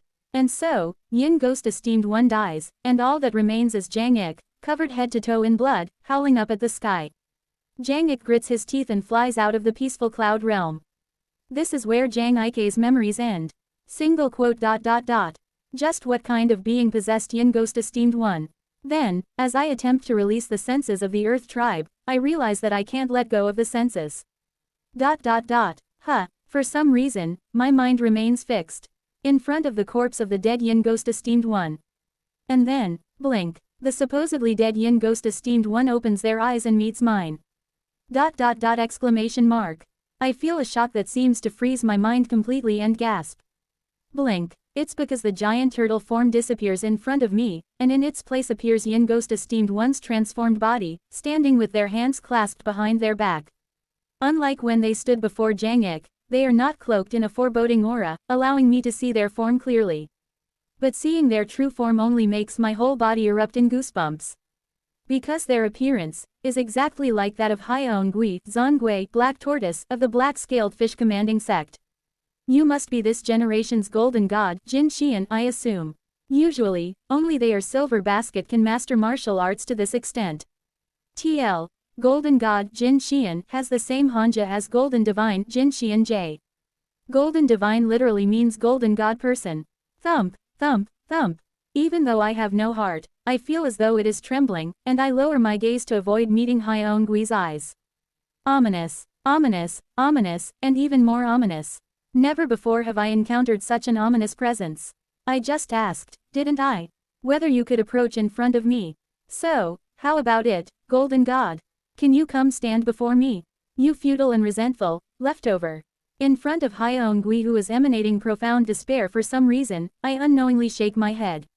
Instinctively, I understand. Hyeongui is no different from our natural enemy TND. Hyeongui watches me silent and still, with his hands clasped behind him. I cannot read any of his emotions at all. It is a completely empty void, Kong Shu. A bottomless pit that endlessly swallows all that exists. Hyok, hyok, hyok. I collapse on the spot, clutching my chest. The authority of regression is shaking. Instinctively, I realize this being is death, and, at the same time, perhaps, this being is deeply connected to the very origin of Ascenders. So that's it. You are a being connected to our origin, aren't you? With that realization, I look up at Hyeongui, grinning so widely it feels like my mouth might tear. Hyeonggui's eyes slightly squirm. Let me correct myself. I will reach in front of you. I will reach you. I can reach you. Overwhelmed with exhilaration, relief, and boundless joy, I stare directly at him and let out a crazed laugh. You can kill me, can't you? Right, go on, kill me. I'm telling you to kill me right here and now. Hyeongui looks at me with an empty gaze. Then, with a faintly exasperated tone, he speaks. Remarkable. No golden god in history has dared to even breathe properly before me, given the absolute hierarchy between me and the golden god. You are a little unique. He wipes his face. At the same time, the appearance of Hyeongui changes. He transforms into the appearance of a young girl with a ponytail, clad in black martial robes. In order to properly surpass the light, I had intended to steal your strength today, but I've changed my mind. I'll give you a bit more time to ripen. Chiok, the girl takes a stance. I will show you the ultimate of martial arts. Watch carefully and try to reach it. With eyes of endless void, she begins to dance. That is, it feels as if everything in the world is vanishing. All that remains is her, and what she is creating. Every one of her movements flows into the next, drawing a circle. At the same time, she melds with the circle as she dances. In the end, all that remains in all phenomena is that single circle. Within that circle, I can feel an unparalleled sacredness and ominousness simultaneously, and in the next moment, crack, at the final moment, the circle shatters. What's left is nothing at all. An endless void, the ultimate meaninglessness Wu Yi Wei, where nothing exists. This is the ultimate of martial arts. A fragment of martial extreme Wu Ji. Pasasasasasa. At the same time, the peaceful cloud realm from Jang Ike's past, which I am observing through the senses of the Earth tribe, begins to crumble into fragments and disappears into the void. Watching this sight, I finally manage to escape from the senses of the Earth tribe and return to reality. Chalk, chalk, chalk. Someone is slapping my cheek hard. It's Jang Ik. Seo Eun-yun, are you awake? Stop pretending to sleep and get up. I'm awake. Chalk, chalk, chalk. I've come to my senses. Please stop hitting me. My head shudders as I look into the empty space with a strangely nihilistic expression. So that's how it is. Blood Yin said that I attained the 5 senses. Nether perception that senses the netherworld. Star vein eye that senses source river. Fetal movement that senses the flower realm. The basic consciousness that perceives the astral realm, and the derived senses for distinguishing planes and so forth. I possess 4 senses in total. Since the ability to distinguish planes and similar skills are derived from basic consciousness, they essentially count as 1, and I had never understood why I was said to have 5 senses to perceive the 5 realms. But today, I finally understand. The sense that bestows talent upon Kim Young-hoon. The ultimate meaning of the heart tribe that I attained in my pursuit of martial arts. What I had conveniently called perception is, in fact, a sense that descends from the interdimensional void. It should not be called perception, but void perception, Shu Wei. Drip. Suddenly, I feel tears welling up. Jang Ik flinches in surprise and asks. What? Why are you crying, you brat? Is your cheek hurting from the slaps? Look at this kid, crying like some girl from the small green race. Leave him be, heaven collapsing esteemed one. Judging by that expression, it seems he's realized that the person he likes has no interest or meaning for him. I know that feeling well. Slaughtering heaven esteemed one. Gook Guang makes a face of understanding for some reason, and I wipe away my tears and speak. Just now, I think I met the god of martial arts Wu Xian. What? Then why are you crying? Shouldn't you be happy to have met such a being? Jiang Ek seems perplexed, but I can't hide the emptiness in my heart. It's because I glimpsed just how empty and horrifying the ultimate of martial arts truly is. The martial arts Wu I have been pursuing. I've now realized that the ultimate pinnacle of that path is nothing more than complete emptiness. The god of martial arts in this world is the being that governs the void. And I received a direct affirmation from that martial god that martial arts have no meaning. 485. At my words, Jiang Ek narrows his eyes. Did you perhaps come into contact with the being I encountered in my memory? I nod quietly. Jiang Ek, after contemplating something seriously, speaks. Shake it off quickly. How can you be sure that the entity you encountered in the memory is truly the martial god? I have no choice but to be certain. What I saw at the end was. I feel my body trembling uncontrollably and struggle to steady my posture.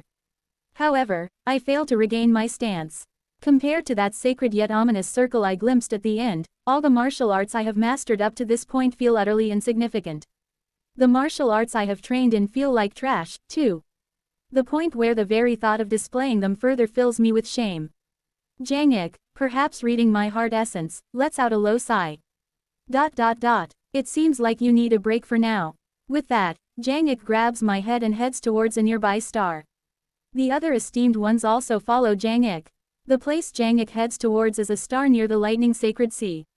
It's the place Ham Jin once briefly visited and where he ended up with dozens of wives. Tisk, your heart essence is shaken to the point where you can't hold a conversation. I'll need to use some shock therapy to snap you out of it. As he enters the planet with an atmosphere, he speaks aloud while stroking his chin. At that moment, Jin Wal Ryong approaches and says, if that's all it takes, it's quite easy. Hey, human race esteemed one. Mate with me. She approaches me and gently slaps my face. Kururung. I'm driven straight into the ground, buried down to the lava layer of the star. All around the star, earthquakes and volcanic eruptions ensue, with tsunamis rising. You drained fellow. Now, let me give you a proper education.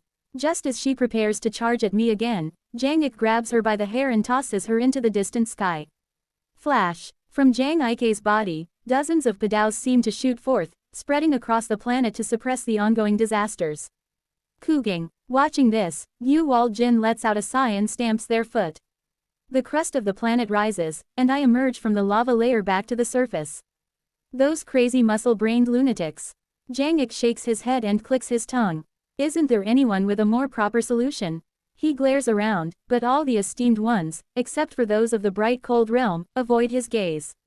I speak with a weary expression. It's all right, master. I just want to be alone for a bit. Jiang Ek seems to peer into my heart essence for a moment, then lets out a sigh and says. Very well, do as you wish, but you must return to the bright cold realm. And, he looks at me and asks. We were just discussing the path of stars earlier, but, when you came here last time, didn't you use the path of stars? At Jiang Ike's words, the other esteemed ones all open their eyes wide. Is that true, esteemed one CEO? That's impossible. How on earth did you use that path? I weakly take out a jade plaque from my sleeve and briefly explain what happened in the peaceful cloud realm. I see. Since it's been some time since we left, the seal that Yin Ghost esteemed one placed over the path of stars must have weakened. With the seal and the energy that the Yin Ghost esteemed one held both dispersed, his body, which we once needed combined efforts to penetrate, was easily breached. This means we can all return through the path of stars. The esteemed ones are all filled with expressions of joy. Then, Wei Mu Qian of the Sea King race laughs heartily as they accept the jade plaque from me and says. Thank you very much, esteemed one CEO. If it weren't for you, our return to the Middle Realms would have been delayed by 1,000 years. As you've saved us esteemed ones 1,000 years, we will make sure you're properly compensated for that. Since we can reach the ancient force realm in just a few days through the path of stars, we can even directly petition the sacred master to lift the exile order placed on you. Jiang Ek approaches me and says. Then, we'll be returning now. We'll also keep the path of stars activated for 500 years at the far end. That way, even without that jade plaque, you'll be able to use the path of stars to reach the ancient force realm during that period. I hope you can find peace of heart within that time. And he turns around as if to leave, but then pauses momentarily, meeting my gaze with a grin. When you come back to the bright cold realm after you've regained your composure, that ultimate of martial arts. I'm expecting you to recreate that for me. Quote. Yes, I will do so. Among the esteemed ones preparing to rise into the sky, I look at Black Fog, esteemed one of the true devil realm, and speak up. Black Fog, esteemed one, oh Mew. They jolt in surprise at my call and stop in place. What is it, esteemed one? CO. Distinguished one was the one who grabbed and tore this esteemed one last time we met, correct? That's right. Black Fog, esteemed one. Oh Mew was the one who had viciously ripped me apart and attempted to devour me when I visited the lightning sacred sea with Jangik previously. They avoid my gaze and clear their throat. I apologize for that incident back then. You see, our black smoke race originates from the Blood Yin realm's heavenly demons. However, we're a race that rejected Blood Yin's rule and broke away. Since we were originally heavenly demons, we carry an innate savagery, so when I saw esteemed one CO at that time, I couldn't restrain that savagery. I deeply apologize for what happened then, and I will provide proper compensation. Quote. Understood. I accept your apology. And you are called the star-seeking esteemed one, I believe. I turn to look at star-seeking esteemed one. Yoan. I've heard you're from the Batwing race. I know a child among the Batwing race in the true devil realm, and I would appreciate it if you could look after her.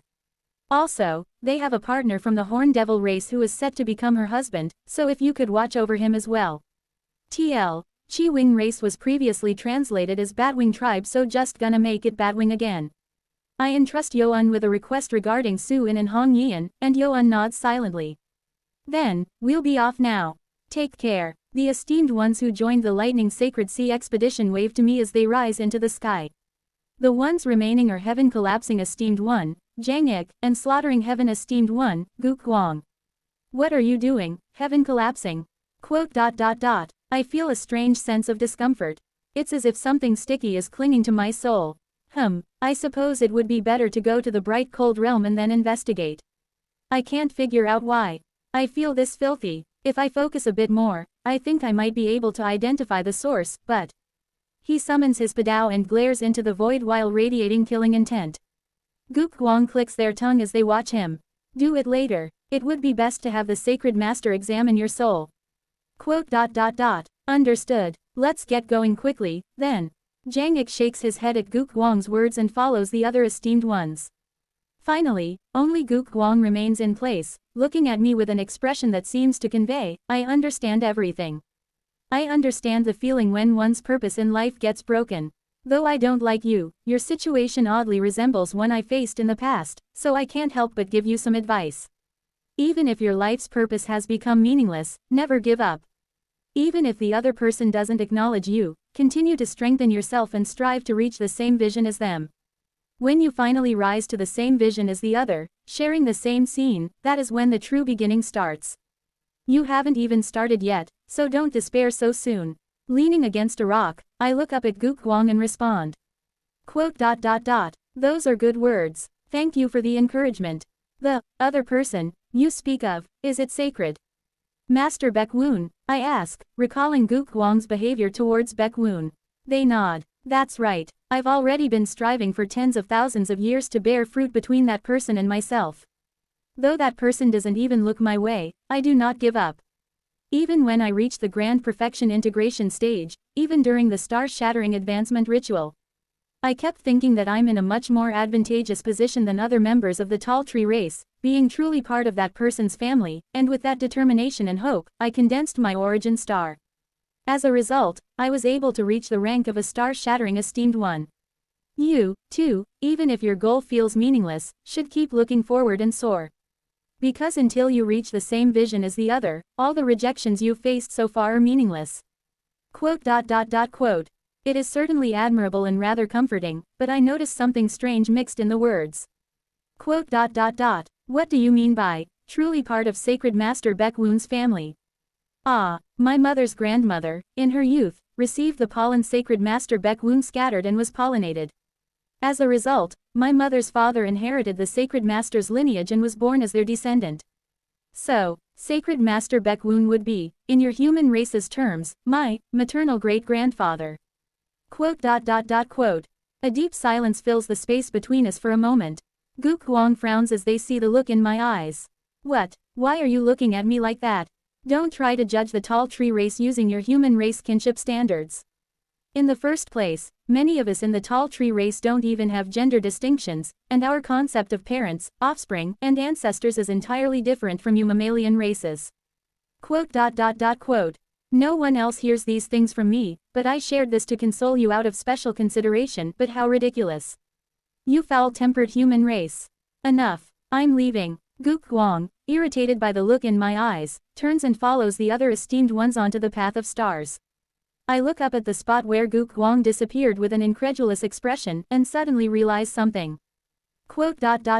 Ah. Gu Kuang's words were so absurd that, in the shock of it, I seemed to have partially recovered from the overwhelming shock of the ultimate of martial arts that Hyeon Gui had shown me. I really wasn't in the right mind either. The esteemed ones who had been fighting blow for blow with me just moments ago suddenly started treating me well, and that Gu Kuang fellow even shared a story he'd never told before to comfort me. Sure, maybe they want to strengthen ties with someone as powerful as me, but... I stand up and draw the colorless glass sword with a grim expression and perch on the rock. You must be close by. Come out, before I scatter sub-heart swords all over this star. Wriggle, wriggle, in front of me, a shadow beneath a tree seems to writhe, and soon, a familiar face emerges from within. Black robe, black horns, and the naturally spreading gloomy spiritual energy. So it's you, the one who orchestrated those esteemed ones to comfort me. The figure with the face of the Black Dragon King Hyeonium just smiles softly with a kind expression.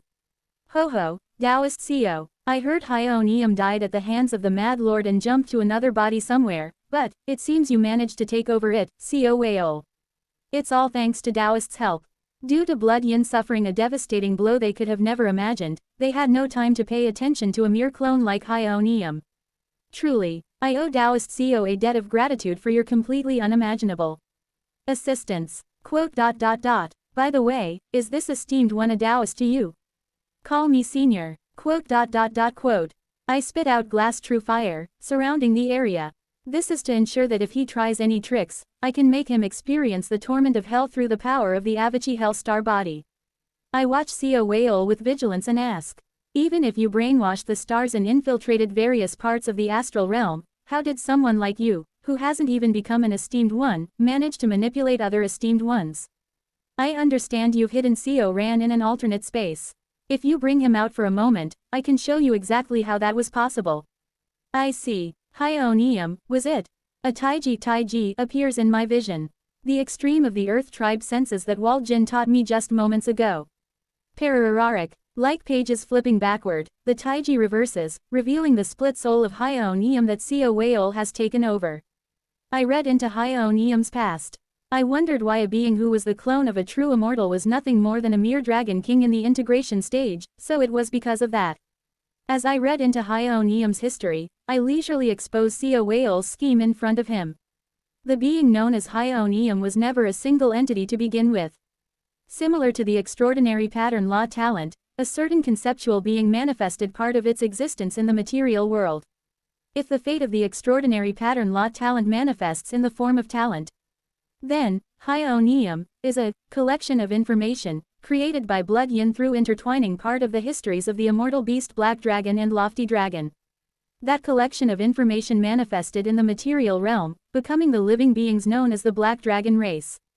And, the true origin of this conceptual entity was in the astral realm from the start. So that's how it is.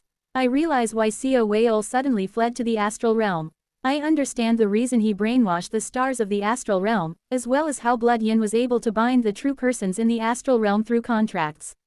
I understand why they, while being in the interdimensional void, were able to transmit information about me to the true persons in the astral realm in an instant. It's the constellation. Blood Yin created an informational entity by gathering the histories of the immortal beast Black Dragon and Lofty Dragon, and then engraved that entity in the astral realm as a constellation. Through the constellation, they connected to the true persons in the astral realm and established contracts. And by descending the power of the constellation into the bright cold realm that reflects the astral realm's starry sky, he created the Black Dragon race. The mechanism that moderately instills consciousness and controls the slightly superior individuals among the Black Dragon race was Hyeonium. I comprehend how Seo Whale managed to take over Hyeon Eum's body. The fifth seat of the Radiance Eight Immortals, Sword Spear Heavenly Lord used their authority to shatter a corner of the universe, dispersing part of the constellation's power and severely wounding Blood Yin. Taking advantage of that moment, you swallowed up Hyeon Eum through the stars you had brainwashed. Isn't that right, Seo Whale? Ho ho, you've become a little frightening, Taoist Seo.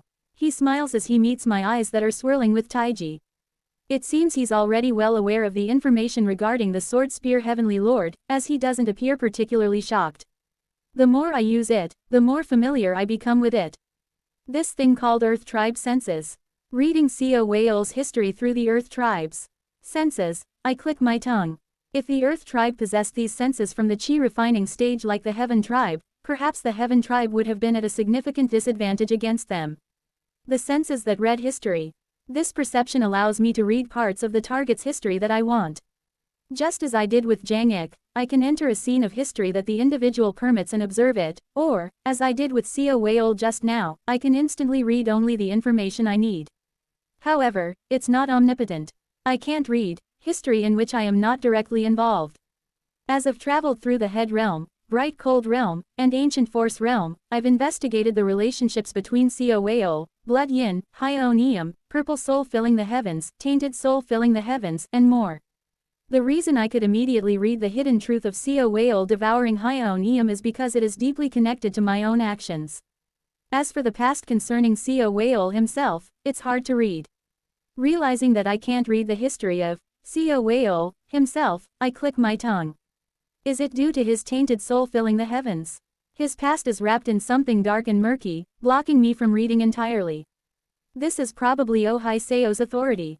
Just as Kim Yeon gained an incredibly vast consciousness domain, it seems she obtained the senses of the Earth Tribe from at least the star-shattering stage. Judging by her higher level of application than mine, it might even be Earth Tribe senses that surpass the star-shattering stage. The legend of the noble blood true sea radiance body or whatever among the fighting ghost race seems to originally lean that way as well. Speculating about Oh Hai Seo's authority, I look at Seo Whale with eyes that bear the Taiji symbol. He raises both hands with a faint smile. I really can't compete with Taoist Seo. As expected, I've been completely seen through. Ho ho, well, it's fine. After all, Taoist Seo is the one who provided immense assistance in helping me devour Hyeon Eum. I look at Seo Whale with transparent eyes and ask, "What's your purpose? Why did you guide the esteemed ones to wake me up?" His goals are completely unreadable. I should be a harmful existence to you. If anything, if you're able to influence the esteemed ones to a certain extent, shouldn't you use them to press me even further? To understand his true meaning, I read through history and ask questions to make him reveal any gaps. Seo Whale responds with a smiling face. There's a slight correction to be made. As it has not been long since I devoured Hyeon Eum, I am not yet on par with genuine esteemed ones. I have only attained powerful authority over the Black Dragon race, the Sea Dragon race, and the heavenly fiends of the Blood Yin realm.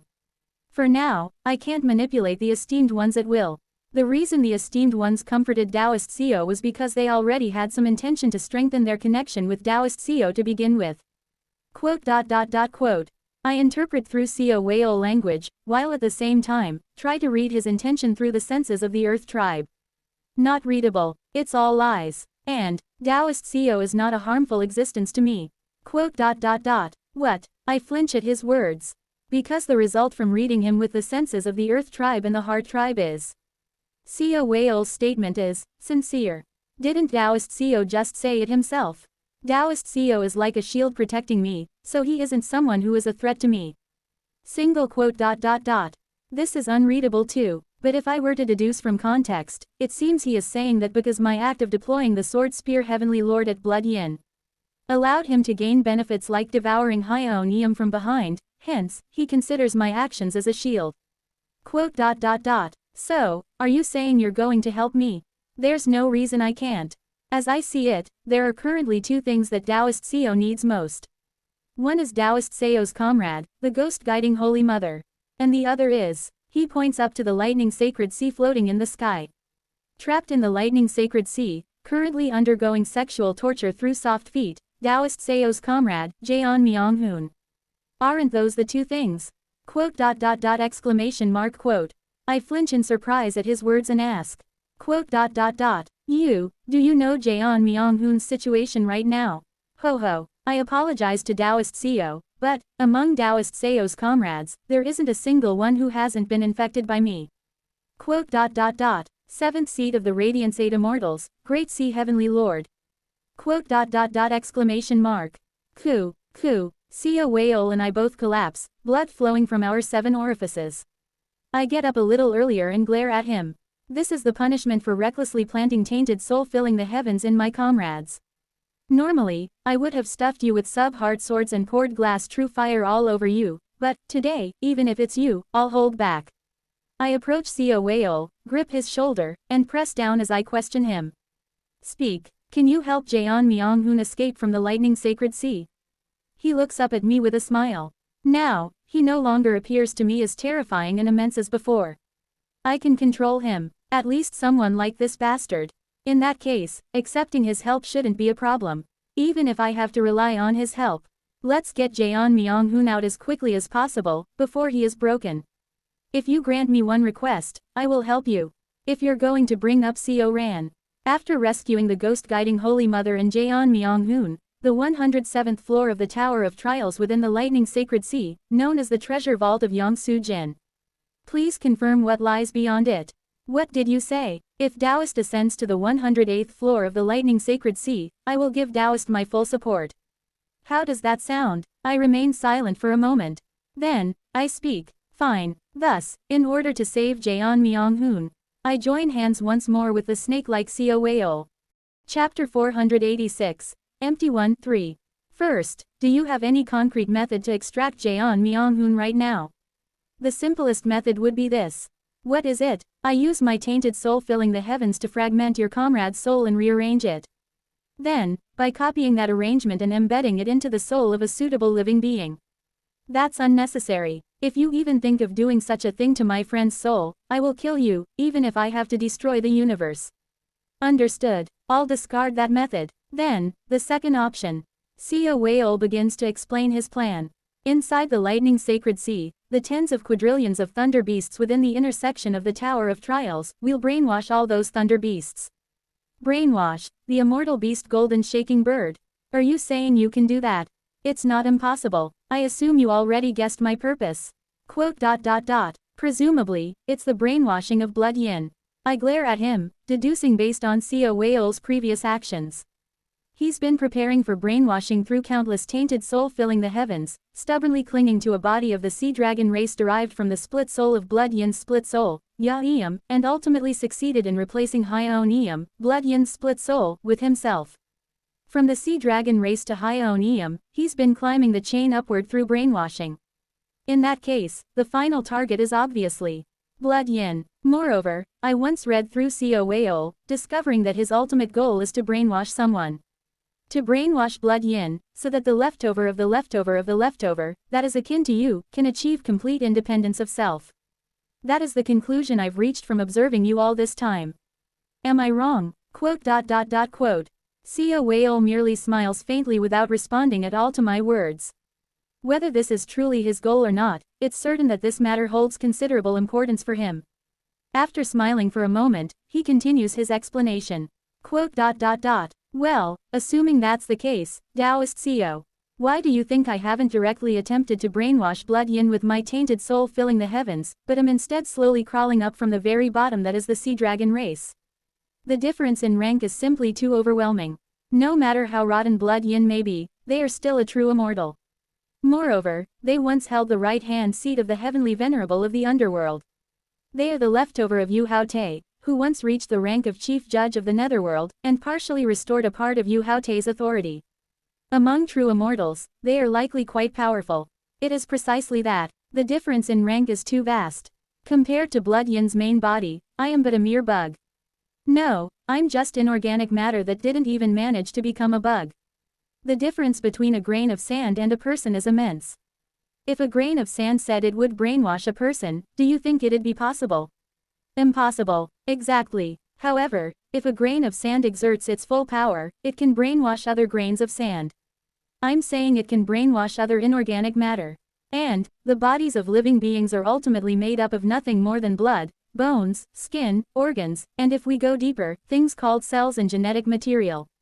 Going even further, those two are composed of inanimate objects. While a grain of sand cannot brainwash a human, it can slowly and gradually brainwash the inorganic materials that compose the human. He traces a drawing in the air. It is a helical gene, cells, and various parts that constitute a human from fingernails and toenails. From a single grain of sand to a single unit of genetic material. From a single unit to 2. From 2 units to 5. From 5 units to 1 cell. From 1 cell to 5 cells. From 5 cells to fingernails, toenails, hair, skin, blood, organs, bones, all the way to the person's brain. To make the entirety of the person into oneself. After completing his drawing of a full human figure, he clenches his fist. Sururuk. The drawing of the human is sucked into Seo Wayol's palm. That is, the method by which an existence that doesn't even qualify as a bug compared to a human can brainwash and overcome the human. By brainwashing each and every component that makes up that being from the very bottom, and making it all into my own. If you've heard this much, if it's Taoist Seo, you must have figured it out, right? Quote. Starting from the chi-refining thunder beasts on the first floor of the Tower of Trials in the lightning sacred sea, progressing through the second, third, and fourth floors, all the way to the Thunder Bee Queen, climbing up step by step until the very end to brainwash Golden Shaking Bird. Precisely. This is the only way to rescue Taoist Seo's comrade, Jaeon Myung-hoon. I look at him and ask. Up to this point, it doesn't seem like you need my help at all. But it feels like there's something that requires my assistance. Indeed, the only one within the lightning sacred sea into whom I've embedded tainted soul filling the heavens is Taoist's comrade, Jaeon Myung-hoon. Therefore, I need to infect the thunder beasts on the first floor with tainted soul filling the heavens through Jaeon Myung-hoon. However, Jaeon Myung-hoon is currently being harassed and guarded by Golden Shaking Bird on the 106th floor.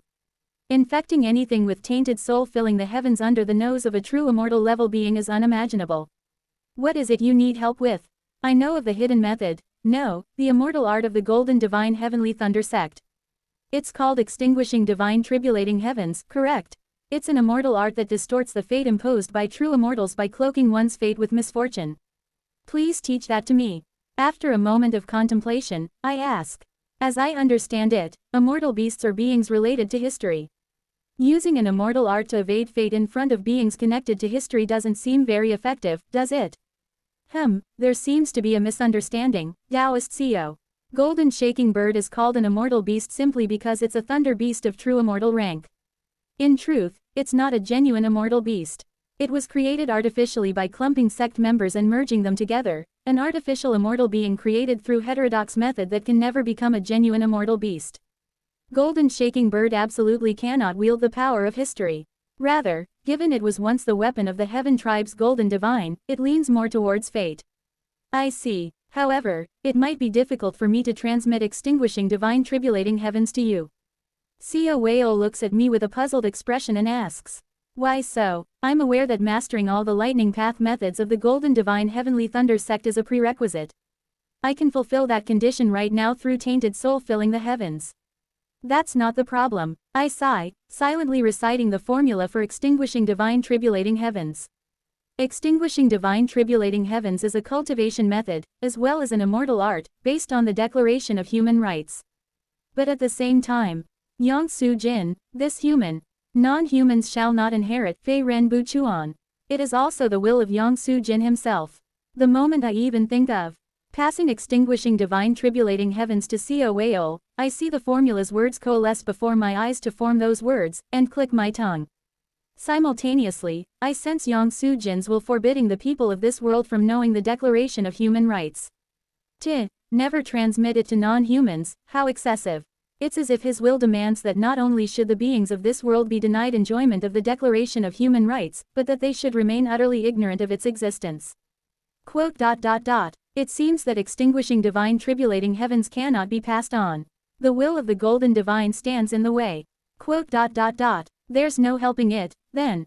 Understood. In that case, Taoist Seo will have to personally use Extinguishing Divine Tribulating Heavens. You want me to personally scatter calamity onto Jaeon Myung-hoon.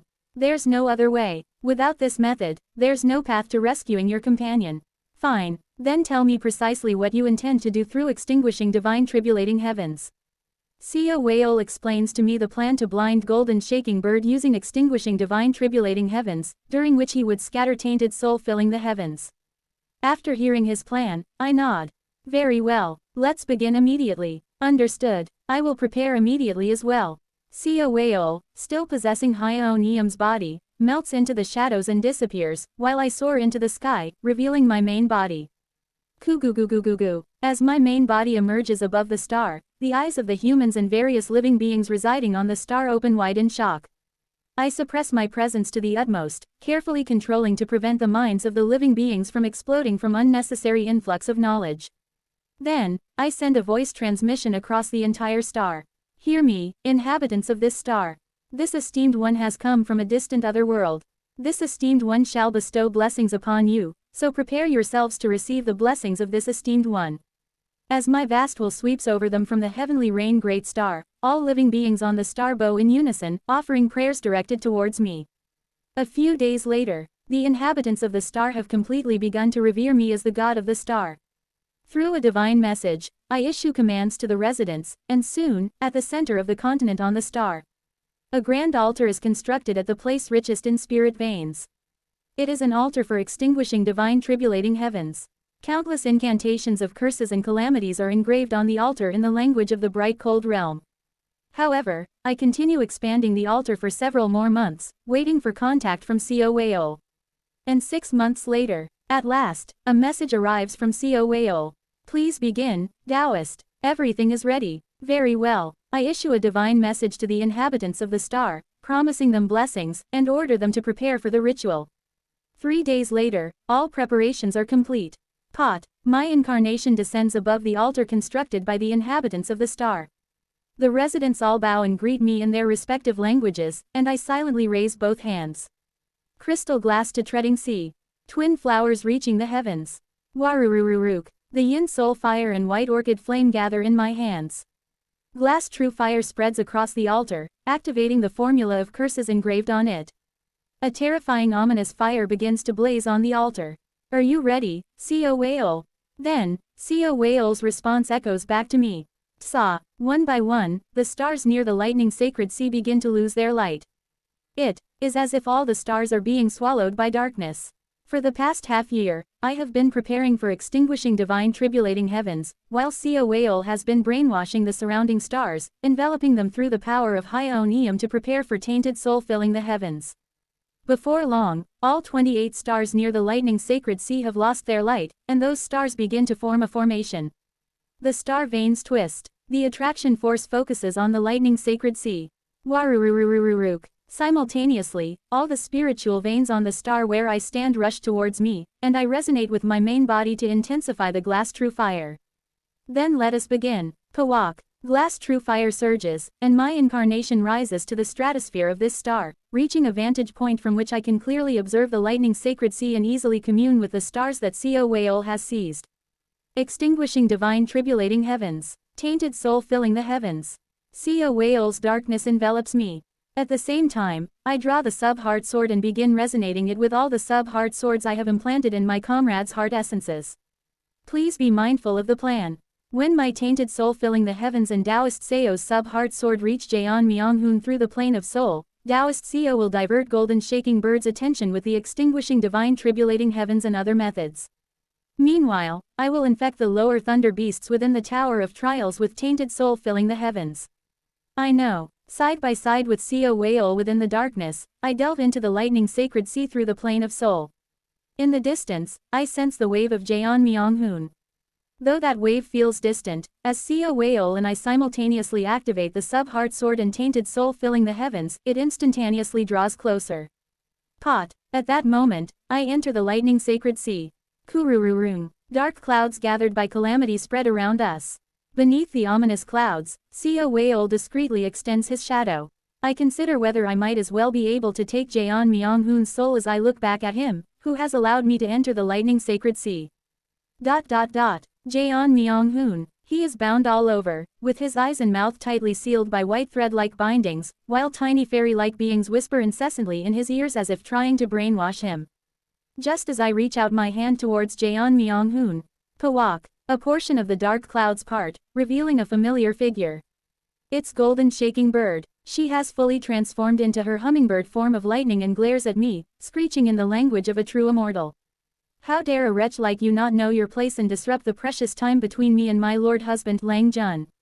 Being able to receive the immortal art of lord husband's previous life was my lord husband's grace to you, so how dare you bestow misfortune to lord husband and use extinguishing divine tribulating heavens? How disgusting, how laughable, do I look so foolish as to not know how to counter extinguishing divine tribulating heavens? Her presence weighs down on me, as if saying she will no longer care about someone like me, and attempts to crush me to death. I try my best not to look directly at her and continue to maintain extinguishing divine tribulating heavens. However, it's being pushed back, the extinguishing divine tribulating heavens. With each flap of her wings, the dark clouds of extinguishing divine tribulating heavens, formed by gathering misfortune, dissipate. Are you not ready yet, Co Weo? I need more time, is it, because she was the concubine and combat weapon of the golden divine Yangsu Jin? Golden Shaking Bird swiftly puts an end to extinguishing divine tribulating heavens, as if she not only knows how to counter it, but break it entirely. At this rate, Co Weo, who is working to infect with tainted soul filling the heavens, will be discovered. I need to take drastic measures. I bite my lip hard. Honestly, if it's not an absolutely critical situation, this is a method I would never want to use. But right now, it's truly urgent. If I miss this moment, Jeon Myung-hoon will be thoroughly disciplined and brainwashed by this lunatic for 100,000 years, his personality completely warped. No matter what, I must buy time. To do that, I call upon the name I'd rather never utter again. Zhengli. The first cry. A faint attraction force forms. It's so weak that it seems it would soon dissipate if left alone. Zhengli. The second cry. Golden Shaking Bird, enraged, rushes at me, and I barely fend off her attack by simultaneously using both Sumeru Sword Dance and extinguishing divine tribulating heavens. At the same time, the attraction force strengthens, and I can feel myself connecting with the entity beyond that force. In whose sanctuary, Sheng Suo, do you dare summon such a vile presence? Golden Shaking Bird, as if genuinely furious, channels all her strength to utterly obliterate me. Then, at the last moment, Zheng Li, with all my strength, I call for Zhengli. In the next instant, Kwaggggggggg. A being with pure and immaculate feet far beyond comparison to the likes of Golden Shaking Birds appears between me and Golden Shaking Bird. Pot. The countless immortal arts and authority of lightning that Golden Shaking Bird summoned to annihilate me are instantly erased, and she is forcibly returned from her thunder beast form to that of a girl, collapsing before the white-haired woman. Get away, don't come near me, be gone, I say, you accursed fiend. As if her very ability to speak the language of true immortals has been stripped, Golden Shaking Bird lets out mental speech in a panicked burst, scrambling to get away from the white-haired woman while still on the ground. The white-haired woman raises one finger to her lips. The gesture seems to say, shish. Golden Shaking Bird, who had been in a state that's half a spirit of lightning, is transformed completely to her human form with just that one gesture. Her voice, too, changes to a physical one as well. The white-haired woman approaches Golden Shaking Bird. Golden Shaking Bird, despite being an entity of true immortal rank, crawls away in a pathetic, unimaginable display, desperately trying to escape from the white-haired woman. Yet somehow, as if paralyzed, Golden Shaking Bird collapses in place. The white-haired woman approaches from behind and grasps her face, beginning to whisper something into her ear. Then, Golden Shaking Bird begins to sob. Don't lie to me. It's Master. Master has returned. It is Master. Master has reincarnated. Don't lie to me. Don't lie to me. Golden Shaking Bird thrashes about as if trying to resist the whisper of the white-haired being, and finally, as if finding strength again through sheer will, she lets out a burst of mental speech. Leave the lightning sacred sea. You hideous monster. Kurururung. Yangsu Jin's ring finger shakes violently as heavenly lightning rumbles from all directions. The lightning seems intent on driving the white-haired being out of this world. Yet the white-haired figure appears entirely unaffected, spreading her arms wide with a laugh. Do. Her laughter alone causes the entire lightning sacred sea to tremble. Even the cry that Golden Shaking Bird used when attacking Baekwoon feels insignificant compared to this being's laughter. That is her true level. Then, the white-haired figure. Zhengli finally speaks.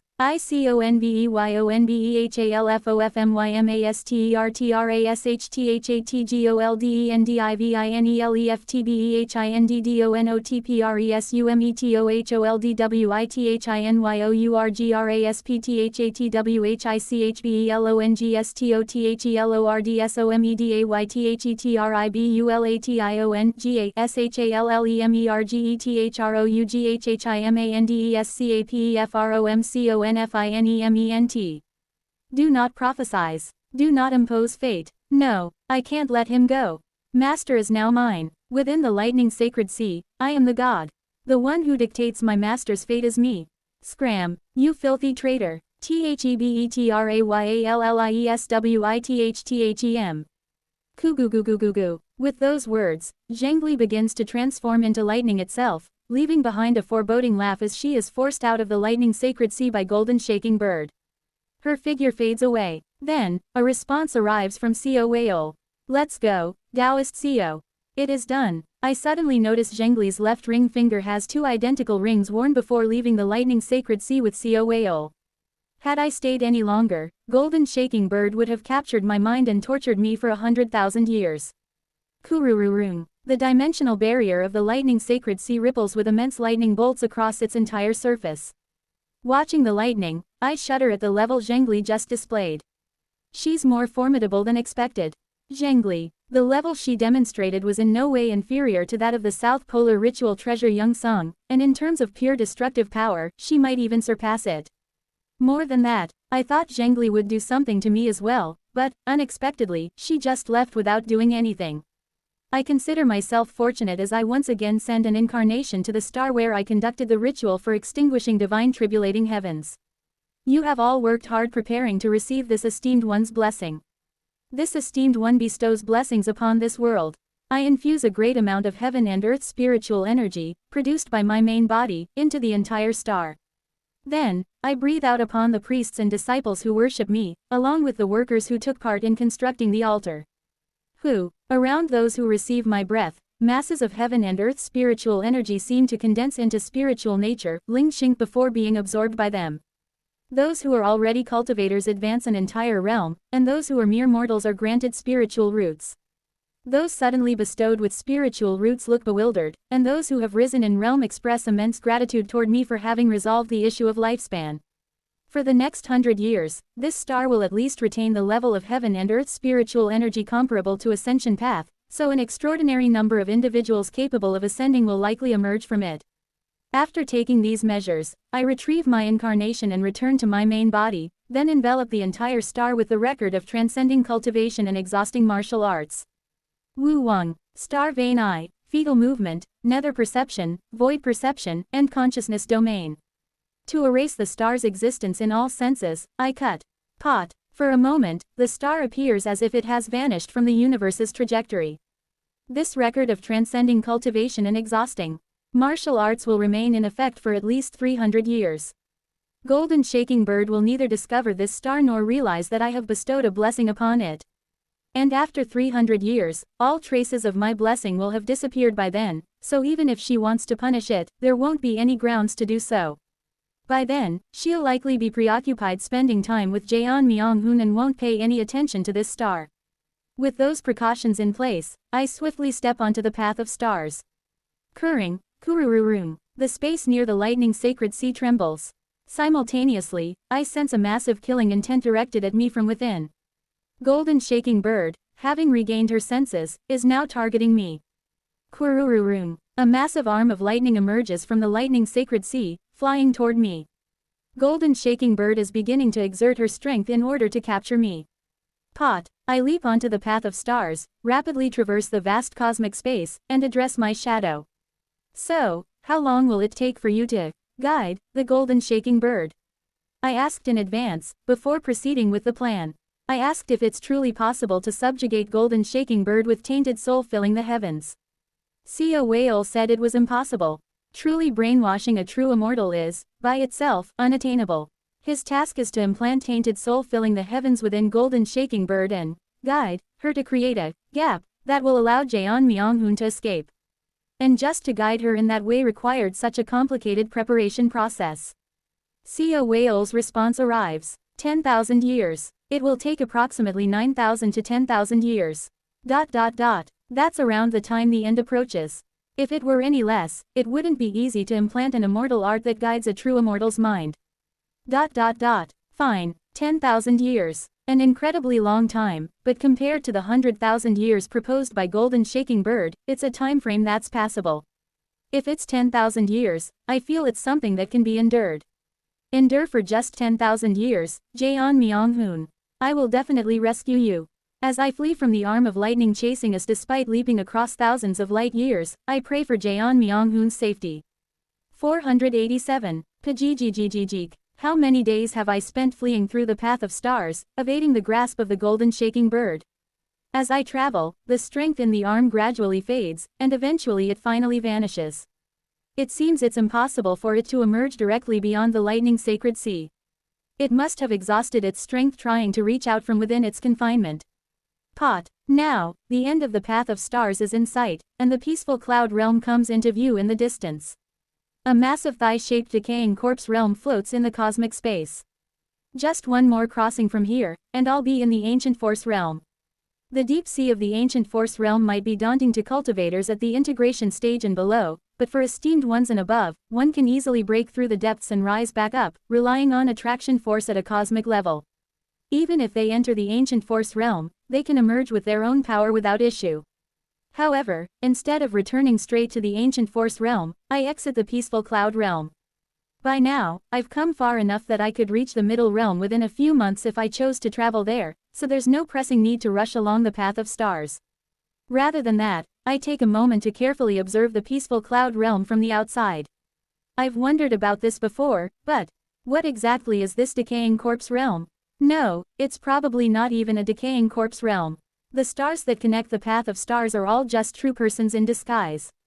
Therefore, this peaceful cloud realm is likely also the disguise of an entering nirvana true person, but why would this particular being choose to disguise themselves as the decaying corpse realm?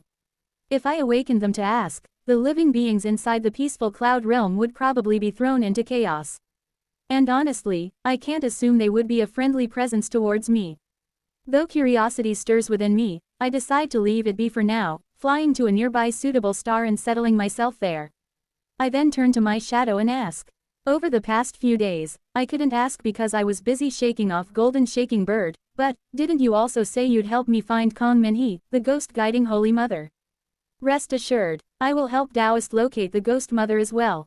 Sia Whale emerges from my shadow with a faint smile.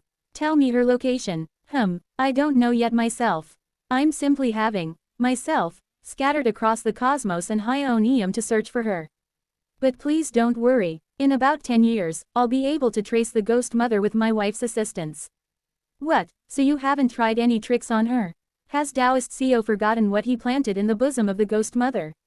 Well, just inform me of her location once you succeed in finding her.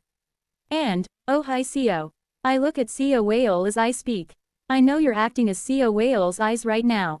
You're probably watching our conversation as well. If you find Kong Minhee in the future, you're to retrieve every record of her movements since she arrived in the astral realm and deliver them to me. Understood. My wife is asking Taoist Seo, who do you think you are to be giving orders? Since Seo Whale is right in front of me, and you're connected to Seo Whale, I can locate you at any time through Seo Whale and launch an attack. Waruruk, I speak, letting glass true fire rise from my body. It's not a joke. By using the sub-heart sword and flower soul filling the heavens to pass through Seo Whale's tainted soul filling the heavens, I can pinpoint Ohai Seo's location. Using this method, I can send her the sub-heart sword imbued with glass true fire. My wife says she accepts the terms. She should have done so from the start. I release the glass true fire and assume a lotus position. I can afford to wait 10 years. Kong Minhee's location is immensely important to me as well. Originally, I thought I'd have to fly aimlessly around the entire universe searching for her, but with this method, I'll be able to memorize her location and find her directly later on. Once I've found the ghost mother's location and gathered her movement records over the past 100 years, I'll see Taoist again. Farewell. With those words, Seo Whale vanishes from the spot. I gaze into space from atop the desolate star, then attempt to connect with my comrades' sub-heart swords that are linked to their souls. The distance to the lightning sacred sea is too great, so while the sub-heart swords can resonate with each other, they can't maintain a connection from that far. However, near the peaceful cloud realm, connecting with the sub-heart swords is entirely possible. For now, returning to the bright cold realm with my main body would be difficult. I feel a sense of shame towards Yi Wei. Yi Wei might actually hang herself. No, I won't tell her that Jeon Myung-hoon has been kidnapped, just yet. For now, let's just greet my comrades and update them on recent events through the sub-heart sword. Just as I think this. Quote. Pete. Something like a flash of light flickers, and my connection through the sub-heart sword is cut off. What was that? Curious, I attempt to reconnect to the sub-heart sword through the plane of soul, and in the next instant, a flash appears and the connection is broken once more. What the? Determined, I reconnect the sub-heart sword. Fine, I'll establish a solid connection through the plane of soul. Pot, just as my consciousness is about to reach my comrades. Flash, I see it. When I elevate my mind fully to the plane of soul, I finally see it. The scene of a golden radiance flashing in the plane of soul and severing my very will in an instant before disappearing. Quote. Ha, I let out a small chuckle and begin concentrating my mind with all my strength. So that's how it is. Perhaps this is a blessing in disguise. Although Jeon Myung-hoon is doomed to endure 10,000 years of pleasure training, it seems there are those who have grown in power during that time. You sure are fast. I hadn't even noticed. It's probably because of Hyeon Gui. Ever since witnessing the pinnacle of martial arts shown by the owner of the void, my enlightenment has become scattered, which might explain my lapse in perception. But, even with that in mind, the speed is astonishingly hard to even perceive. There's only one being with both this speed and this golden radiance. I prepare to reconnect with my comrades. If I am to break through this speed and reconnect, there's only one way. I must pierce through. No matter how quickly my will is cut off, I need to crush his very intent moving at that speed with enough powerful force, and pierce directly through. Goo. I pull my main body up momentarily to the plane of soul. Then, within the plane of soul, I overlay my shining light with the appearance of my main body. On the plane of soul, the forms of stars become one. At the same time, boundless power begins surging from that spot. Here I come. This time, you won't stop me. Do. The entire plane of soul nearby begins to shake. I focus my consciousness directly through the plane of soul. Kwang. Immediately, my consciousness collides with something. Once again, something incredibly fast attempts to sever my consciousness, but due to the difference in weight, I feel something breaking. And at that very moment, my consciousness finally reaches the bright cold realm. Quareric. The place where I open my eyes is the cedarwood grove in the bright cold realm. Above a mountain, on the mountain peak, in front of me stands a familiar figure, gripping a saber and grinning. You're here. The man in black martial attire. Kim Young-hoon, wearing a bright expression, immediately readies himself. Come at me. Today, I'll show you who the real Hung Nim is. I smile faintly at his words and raise both hands. I can feel Kim Young-hoon tensing as he envelops his entire body in sharp energy. At the edge of the imminent clash, I spread both my hands wide and laugh. I surrender. Quote. What? Kim Young-hoon frowns and asks again. What kind of crazy talk is this? Are you doing this because you don't understand why I'm acting this way? Yes, I understand. Congratulations, Young-hoon Hung Nim. Through the plane of soul, I gaze into Kim Young-hoon's soul. Currently, he exists within the plane of soul as a radiant star, with clouds gathering around him and emitting a brilliant light. He too has reached the realm of void shattering. Kim Young-hoon, brimming with sharp energy as if he's about to cut me down at any moment, shouts. If you know, why are you acting like this? Before I cut you down right now. Just as he grows excited and prepares to swing his saber. Tadet, you're here, Seo Eun-yun. Someone jumps in between me and Kim Young-hoon. So, have you managed to control your emotions? It's Jang-ik. Quote. I haven't managed to control them yet. Because of that, my current realm is also in an unstable state. Beyond Jang-ik, I look at Kim Young-hoon and raise the all-heavens sword above my hand. Wo-wang. The formless sword compresses, and a single sword with all of the heavens, natural colors appear above my hand. This is my sword that has reached the realm of seated detachment, entering hope. And going further from here, this is my sword that has reached the realm of void shattering. Keying. The all-heavens sword, compressed from the formless sword, compresses once again. Taking on a form akin to a line of intent, I gaze at the all-heavens sword, which has materialized as the very concept of cutting itself. This is my sword. At a glance, it appears unimpressive, merely a thin line. But this is my sword, manifested as the very concept of cutting. I returned from briefly visiting the lightning sacred sea. Near the lightning sacred sea, I encountered an incident, and had to witness something terrifying. Something terrifying. Kim Young-hoon looks puzzled, and I try to move the compressed all-heavens sword. However, the thin all-heavens sword seems to distort in air and then, like a reed, snaps and scatters into the air. A terrifying martial art that denies the very meaning of martial arts. I had to witness the emptiness that renders everything we've trained as meaningless. Since then, I've begun to have doubts about my martial arts. Because of that, my current realm has become unstable. While I can still use the sub-heart sword and the basic abilities of void shattering to some extent, fighting as a true martial artist is difficult. Jang-ik supplements my explanation. This brat seems to have encountered some transcendent entity out in the distant universe. Ever since then, he's been in this state. I see. Well, I understand for now. It seems Kim Young-hoon and Jang-ik have already introduced themselves, as they appear quite familiar with each other. Well, since it's come to this, we should drink and relieve our pent-up feelings. Kim Young-hoon smacks his lips and disappears briefly before reappearing. In his hand is a cloth bag, inside which are a small table for drinks, a bottle of alcohol, and a side dish. Jang-ik, Kim Young-hoon, and I sit atop the mountain and begin drinking together. By the way, I notice even Cedarwood Grove uses chopsticks. I introduced them myself, since they can double as daggers in emergencies. Kim Young-hoon has already distributed chopsticks and spoons to Cedarwood Grove, and Jang-ik seems completely accustomed to chopsticks as he uses them skillfully to pick up the side dish. The side dish looks like a pure white bellflower root salad, though it resembles stripped tree bark. Despite its appearance, it tastes incredibly good. Moreover, with each bite, my consciousness becomes clearer, and a boundless stream of heaven and earth spiritual energy seems to spring forth within me, making it appear to be a remarkable elixir on its own. Though I'm currently in a clone state, even just transferring the spiritual energy to my main body through the plane of soul would be considerably beneficial. A spiritual elixir effective even for those at the star-shattering stage. What on earth is this? As I take a sip of the drink and some of the side dish, curiosity crosses my face, prompting Kim Young-hoon and Jang-ik to speak. The liquor is white red wine. I prepared it in advance since it seems you like it. Oh, thank you. But what is this side dish? It's incredibly delicious. Jang-ik picks up another bite of the side dish and explains. It's Sacred Master Baek-woon's body. Quote. As I'm eagerly eating the tree bark that looks like bellflower root salad, I freeze on the spot. Since I went through so much in the lightning sacred sea, I pestered her for a nourishing elixir for my health. Generously, she told me to cut off whatever part one wanted from her body and eat it. So, I brought some back. Quote. Couldn't it have been just a polite gesture?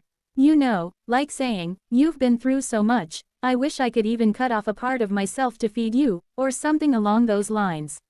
Not my problem. She should have chosen her words more carefully. Feeling uneasy, I remove the mouthful of Sacred Master Baek-woon's body salad from my lips.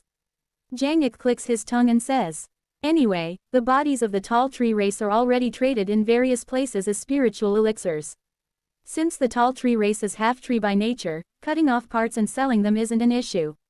Moreover, there are a lot of cases of the tall tree race themselves cutting their body to use as food for nutrients or for trading. And honestly, for any heaven tribe at the core formation stage and above, the physical body itself isn't even that important. I also got permission. Quote. Yes. Well, if you put it that way. Though I still felt a bit uneasy, since Sacred Master Baek-woon herself granted permission, I decide to just go along and eat it. Unlike chi building pills or similar items, this is essentially like Sacred Master Baek-woon handing over her trimmed nails or toenails, so I don't feel too guilty about consuming it. Only slightly unsettled. While eating, a sudden curiosity strikes me, and I ask.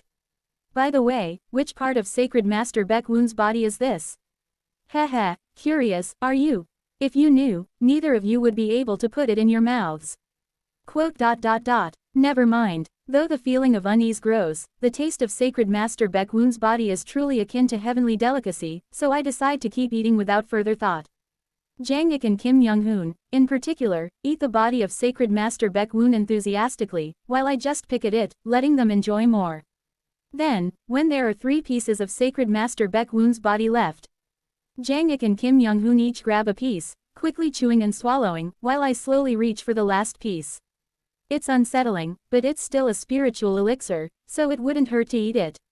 Just as I pick up the last piece with my chopsticks, Kim Young-hoon's chopsticks flick my chopsticks away powerfully, snatching Baekwoon's body piece at the speed of light. No, what is? Just as I'm taken aback. Toon. A green light flashes as Jang Ik-'s chopsticks smack Kim Young-hoon's chopsticks back.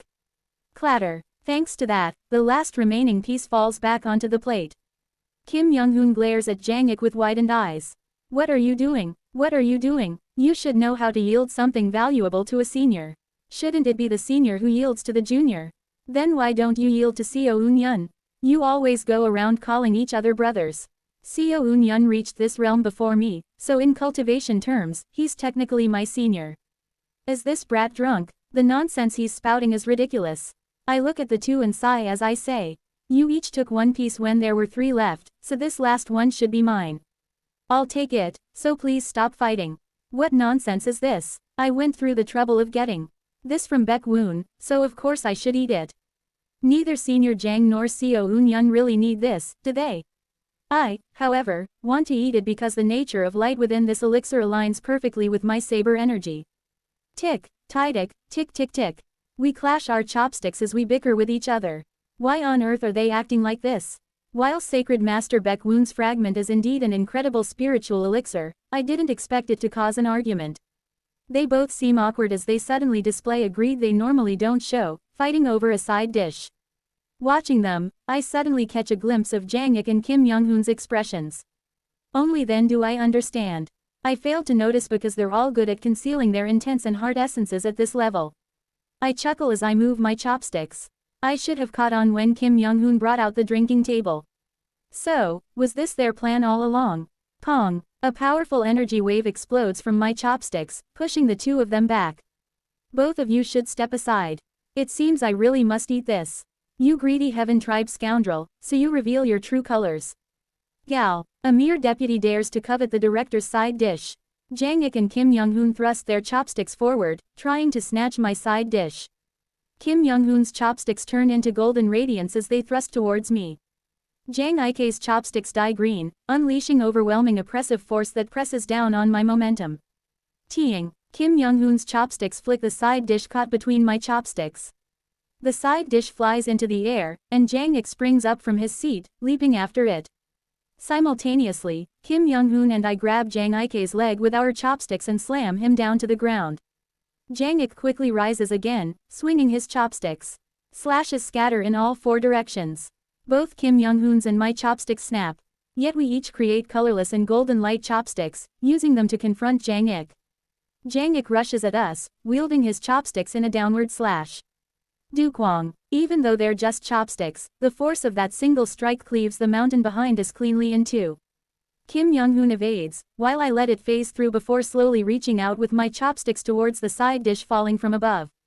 If I don't use my full power, they'll both be disappointed. Heaven, Earth, Heart. The 3 great ultimates rise behind my chopsticks. Though I've limited the energy to the chi refining level, the 3 great ultimates are still the 3 great ultimates. An overwhelming tyrannical force that suppresses Kim Young-hoon and Jang Ik, who are both displaying energy at the same chi refining level, begins to surge. I center my energy at the chi refining level and begin to accelerate my consciousness. Teeing, tiding. As my consciousness accelerates, the surroundings darken, and the speed of our chopsticks clashing intensifies. Kim Young-hoon's speed now seems to have reached some kind of transcendence. It's no longer just fast. When I regain my senses, he's already moved his chopsticks. But it's not simply a matter of surpassing space. This is time reversal. This crazy 0.1 seconds. No, perhaps even shorter than slicing 0.1 seconds into 10 billion parts. Yet undeniably, his chopsticks briefly reversed time. His speed transcended time itself, even if only momentarily. Tukwang. Kim Young-hoon's chopsticks pin me in place. Jang Ik-'s chopsticks tear apart the chopsticks I formed, ripping through the space itself as he corners me. It's just above a small plate, yet within that space, 3 Heart Tribe members are fiercely battling. And at some point, this 3-way duel between me, Kim Young-hoon, and Jang Ik has turned into a battle between two factions, Kim Young-hoon and Jang Ik against me. The vision is different.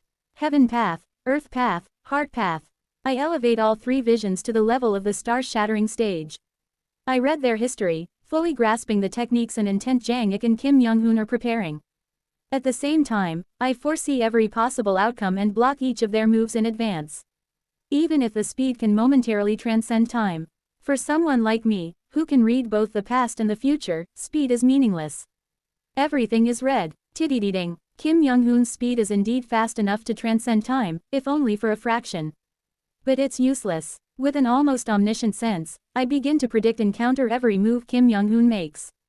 The tyrannical force granted by the three great ultimates overpowers Jang Ik's destructive power. The omniscience Quan Ji gained from the three realms of heaven, earth, and heart suppresses Kim Young-hoon's speed.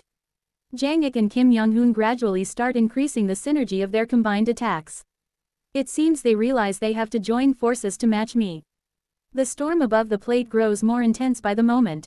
We aren't simply bickering over a side dish with our chopsticks. Aware that my void-shattering realm is unstable, Jang Ik and Kim Young-hoon have chosen to display their skills through a chopstick duel in a way to compete without having to use their full power for my sake. Dancing within the movements of chopsticks, this too is undeniably a martial contest. At some point, as I fend off their increasingly synchronized attacks, I slip into a state of ecstasy. My chopsticks transform into the all-heaven sword, while theirs become the surpassing radiant saber and the four treasures annihilating heaven's blade, clashing against me. In this trance, I recall the circle that Hyeon-gui once showed me. Ah, can I reach that circle? The moment when Hyeon-gui shattered that circle without hesitation does not come to mind. Gook Gwang of the tall tree race may be, by human standards, utterly deranged like a mad dog in heat. But what they said isn't entirely wrong. I should reach that realm first before making my judgment, even if the end of that path leads to Wuji shattering meaninglessly. I, too, will need to reach that realm before I can make my judgment. Can I reach it? It feels distant, yet it's beautiful, a sacred realm that all those who practice martial arts strive to attain. Can I reach it? So distant that it's despairing, even ominous. And yet, I will reach it, even if that place turns out to be truly ominous. I resolve to witness that summit with my own eyes as I make a grand movement with my hand. Crack, the plate shatters, and in the end, the last side dish slips from my grasp and falls towards Kim Young-hoon and Jang Ik. However, neither of them wear the expression of a victor. Is that it, that so-called ultimate of martial arts you claim to have seen? It seems Jang Ik saw something through me just now, as he makes an anguished expression. I give a bitter smile. Kim Young-hoon lets out a slightly drained laugh. I won the side dish, but I've lost in enlightenment. Yet he quickly regains his composure, laughing more heartily as if delighted. Well, what does some side dish from a sacred master's body matter compared to martial arts? Seeing something that great is far more fitting as a side dish. He tosses away the fried fragment of Baekwoon's body, and Jang Ik, no longer fixated on the side dish, grabs the white red wine and drinks directly from the bottle. Jang Ik asks, "Still can't pick up the sword?" I nod with a bitter smile. I might be able to contest a bit in martial arts skills like we did just now, but I still don't have the confidence to wield the sword. If I were to hold the sword, it still feels like it will simply vanish. The circle that Hyeon-gui showed me was that terrifying, that sacred, and also that ominous. Well, so be it. There'll come a day when we can truly duel. I'll let you off for today. Jang Ik clicks his tongue and drinks, while Kim Young-hoon closes his eyes and replays my intent earlier, his face flushed as if intoxicated by it. And so, our brief martial contest under the guise of a drinking party comes to an end. No one knows what the result would have been if we had used real swords and weapons and given our all. But at least with chopsticks, the judgment was in my favor. After a brief exchange of greetings with my comrades, I share information about Jaeon Myung-hoon's situation only with my fellow enders, excluding Yi In-wei and the others. So, he's undergoing terrible torture at the hands of Golden Shaking Bird. Yes, however, I've formed a temporary alliance with the Co Whale bastard to rescue him. EMMM. Kim Yeon looks at me with worried eyes, trying to say something. Sorry, I can't understand you. I realize that I'll need to find a way to interpret her gestures and language at some point. After discussing Jaeon Myung-hoon's situation, Kong Minhee's location tracking, and our future plans with my comrades, I step out of Cedar Wood Grove for a moment. Single quote. A lot has happened. I rose to the star-shattering stage, attracted the obsession of the Sword-Spear Heavenly Lord, scolded Ham Jin, encountered Golden Shaking Bird, and as Jaeon Myung-hoon was kidnapped, it marked the end of the Lightning Sacred Sea expedition. Then, I met Hyeon Gui, who is presumed to be the Heavenly Venerable of the Void, witnessed the ultimate of martial arts, and joined hands with Seo Weol, entering a contract. And now, I briefly exchanged moves with Kim Young-hoon, who has risen to Void Shattering, and Jang Ik. Truly, it feels like an overwhelming number of absurd events have happened, so much so that it's difficult to summarize. Now, after finding Kong Minhee, I need to find a method to reach her mind, and I also need to begin my star-shattering cultivation. I can't rescue Kong Minhee immediately. Inside her soul, there's a hole directly connected to the deepest part of the netherworld. I need to either close that hole or find a way to break free from the netherworld's influence. Until then, she will have to be sealed temporarily once I find her. For 10,000 years, while finding ways to save my comrades from the end, rescue Kong Minhee, and rescue Jaeon Myung-hoon, let's cultivate. I return my consciousness to the astral realm. Now, I just need to wait for news about Kong Minhee from Seo Weol and seal her once she's found. A few years later, news of Kong Minhee comes from Seo Weol. Quote. Did I hear that wrong? No, you heard correctly, Taoist Seo. Quote. What exactly happened to Kong Minhee? She died, and then, she reincarnated. Quote. What is this bullshit that only you would? Without another word, Seo Weol hands me a crystal orb containing a recording spell. When I activate the crystal orb, inside, I see an infant Kong Minhee babbling incoherently. 100 years and some decades since Kong Minhee parted ways with us. In that period of time, short if short, long if long, she has died and reincarnated. Quote. First, explain. My head hurts. Please, make it understandable. To explain this, I must first tell you about the advancement ritual for the Sacred Vessel stage. From Seo Weol's mouth comes an explanation about the Sacred Vessel advancement ritual. 488. The advancement ritual for the Sacred Vessel stage is like the ship of Theseus. Quote. What? I'm momentarily dumbfounded by the absurd phrase that suddenly popped out of Seo Weol's mouth, but then I realize the reason and nod my head. Did you learn that from Ohai Seo? Yes, I have learned many things about her homeland from her. Since Taoist Seo and your comrades are clearly the main figures of this generation, it seemed beneficial to study it, if only to communicate better with Taoist Seo. Quote. Well, fine, just keep explaining. By the way, is Taoist Seo familiar with the concept of the ship of Theseus? My wife mentioned that Taoist Seo might be too stupid to know about it. Quote. I know, so get to the point. The ship of Theseus. You remove an old plank from a large ship and replace it with a new one. Then, whenever other parts wear out, you repeat the process. At the end, when every plank has been replaced with new ones, can you still call it the same ship that Theseus sailed on when he slew the Minotaur? The star-shattering stage is the phase where the soul transforms into attraction force. However, from the Sacred Vessel stage onwards, attraction force reaches its peak, and the soul gradually transforms into immortal arts itself. Therefore, the advancement ritual from the star-shattering stage to the Sacred Vessel stage requires replacing one's entire life with immortal art. What kind of process would make Kong Minhee reincarnate? Strictly speaking, it's not as though she actually died, crossed the Nether-crossing river, went to the underworld, faced judgment, and reincarnated.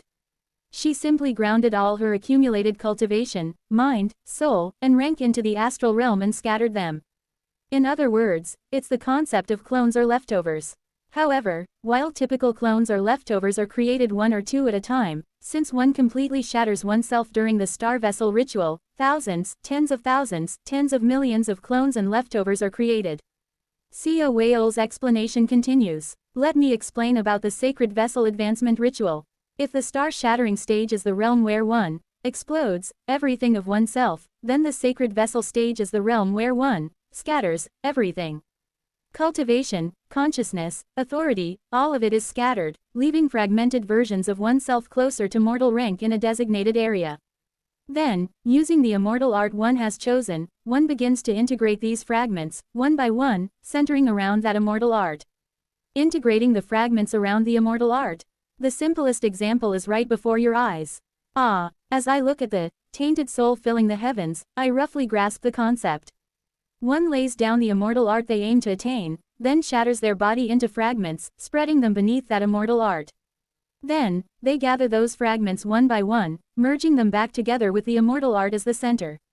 I ask to confirm if my understanding is correct. You've understood well. Hold on, there's something I still don't quite get. Doesn't that mean that without something like your tainted soul filling the heavens, advancement to the sacred vessel stage is nearly impossible? Haha, there's a misunderstanding.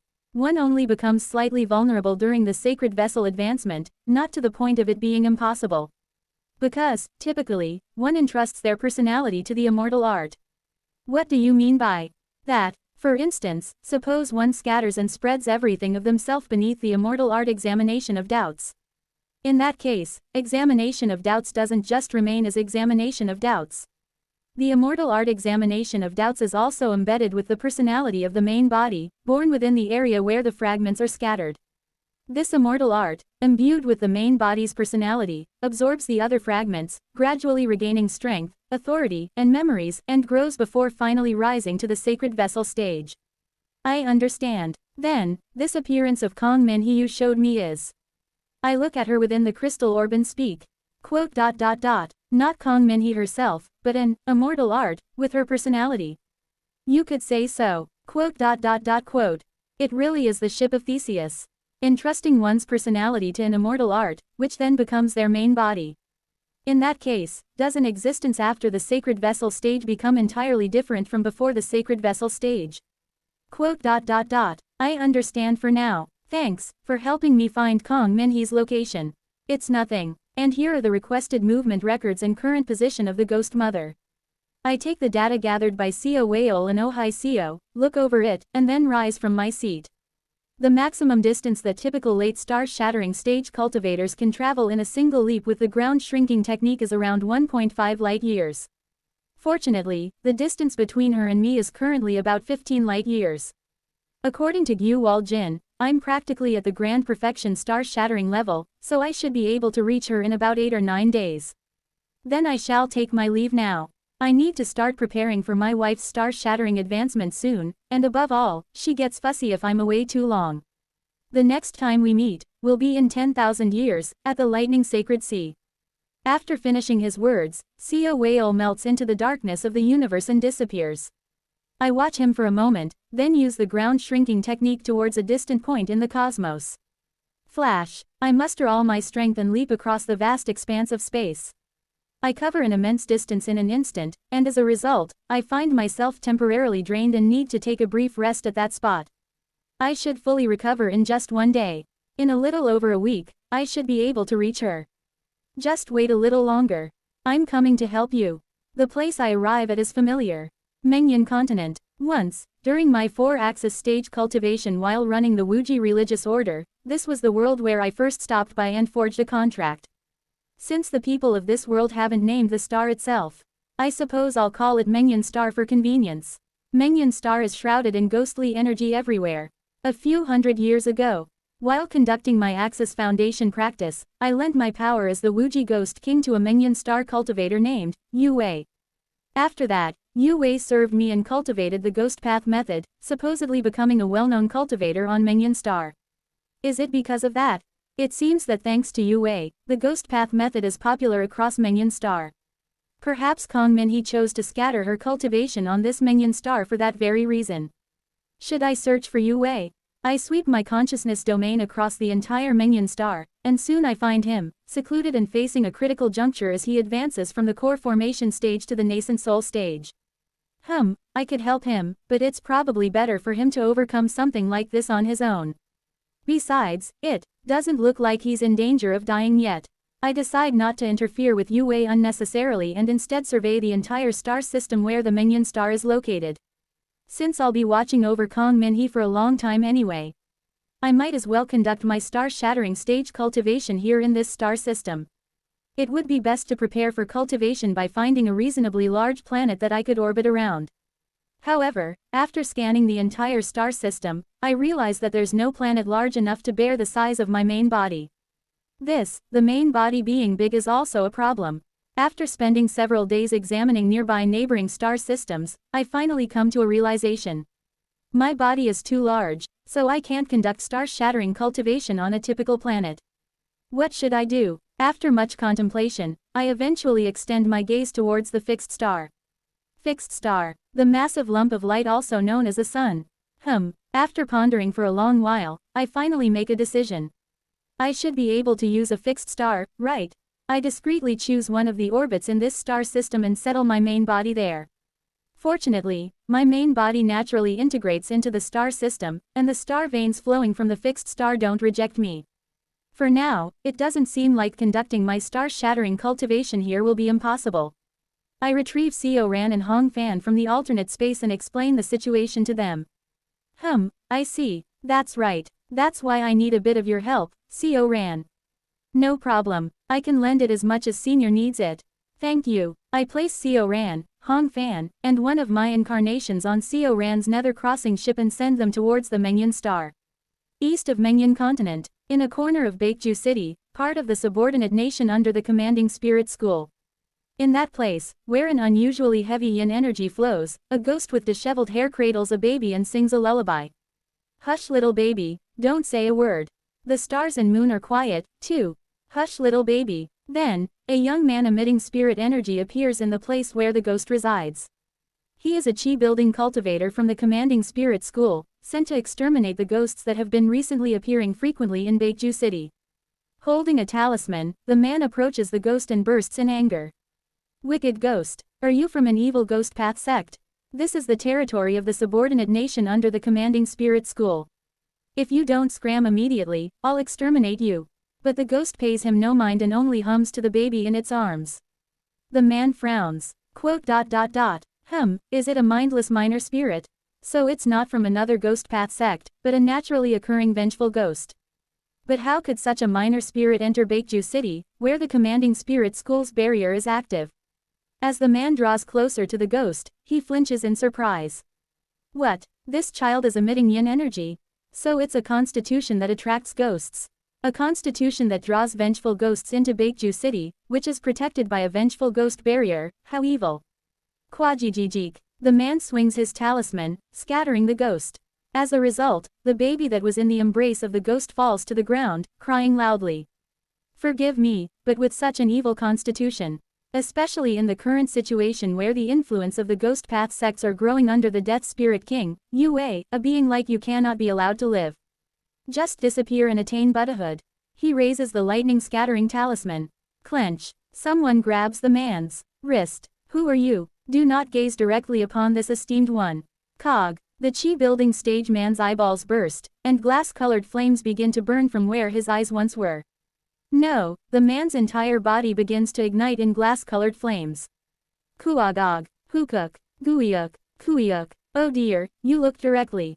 But do not worry. This is not even this esteemed one's glass true fire, just a mere shadow with less than a millionth of its full power.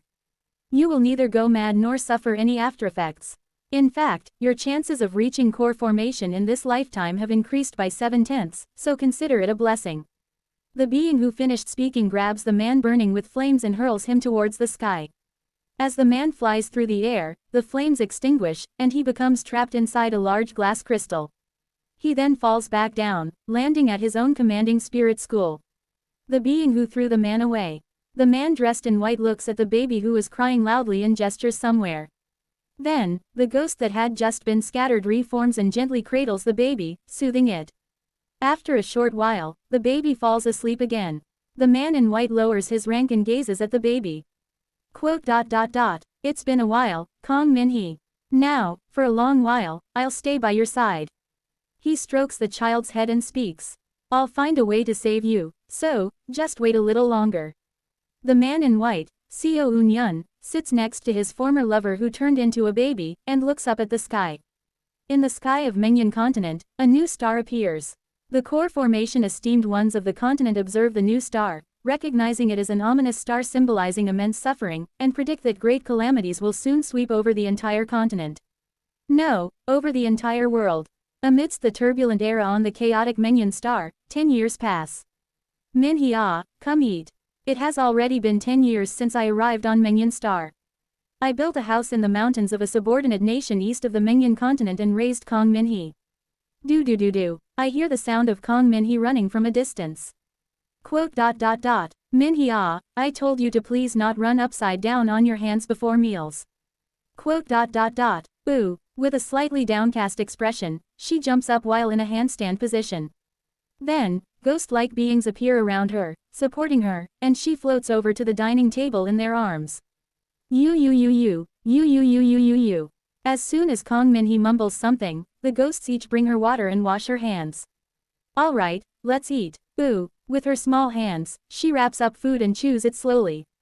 Over the past 10 years, I've observed Kong Minhee and came to know something. She is unable to speak. And she cannot walk on her 2 legs. Instead, she walks upside down on her hands or is carried by ghosts, and occasionally mutters something in an incomprehensible, strange language. I didn't understand at first, but I recently found out that the language she speaks is used only by the upper echelon of the netherworld. While chewing her food, Minhee mumbles something softly in her small voice. As she mumbles, the celestial energy changes drastically.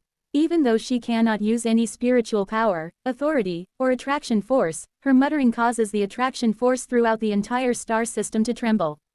Minhee I told you to be quiet while eating. Boo. Kong Minhee sighs as if annoyed that I don't understand her meaning, then puts more food in her mouth. Is that her immortal art which forms the core of her sacred vessel advancement ritual? Only recently, by interpreting her language, have I been able to learn what her immortal art is.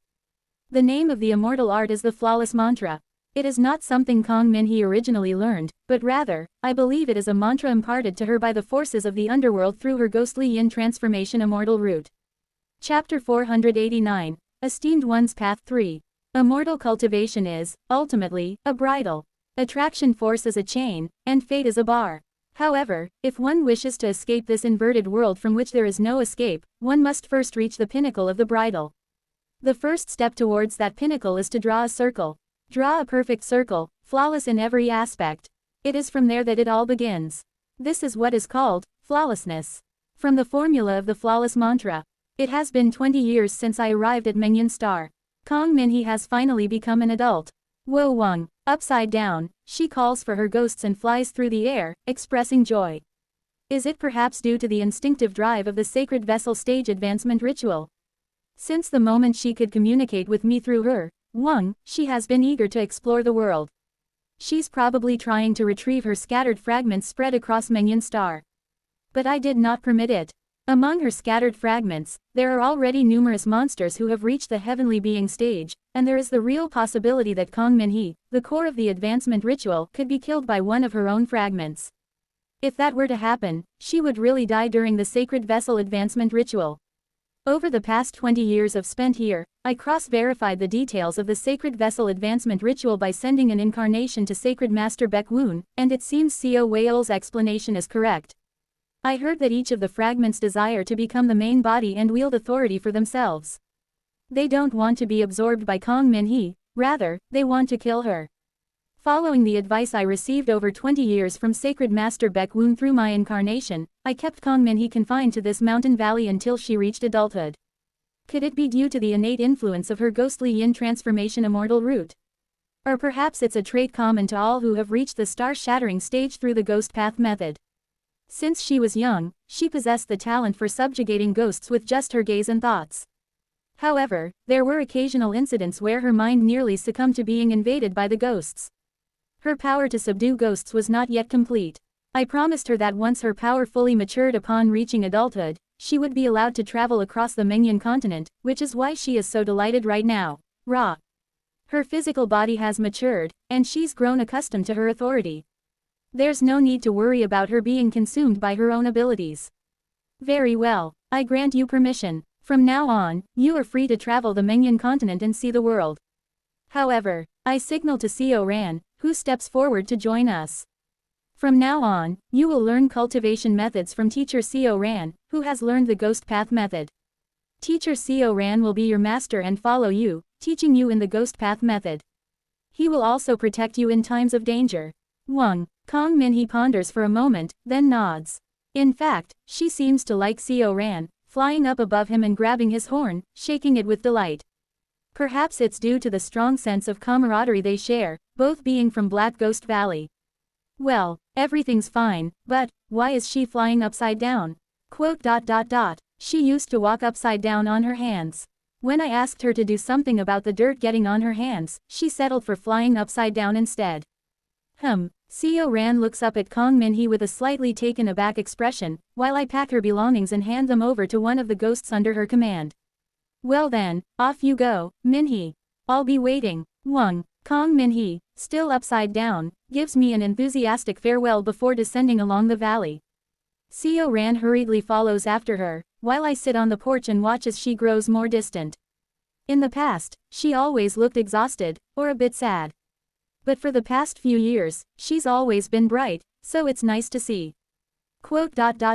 Hong Fan, are you here, Sururuk? Hong Fan slithers out from behind a beam like a snake and transforms into a human before standing behind me.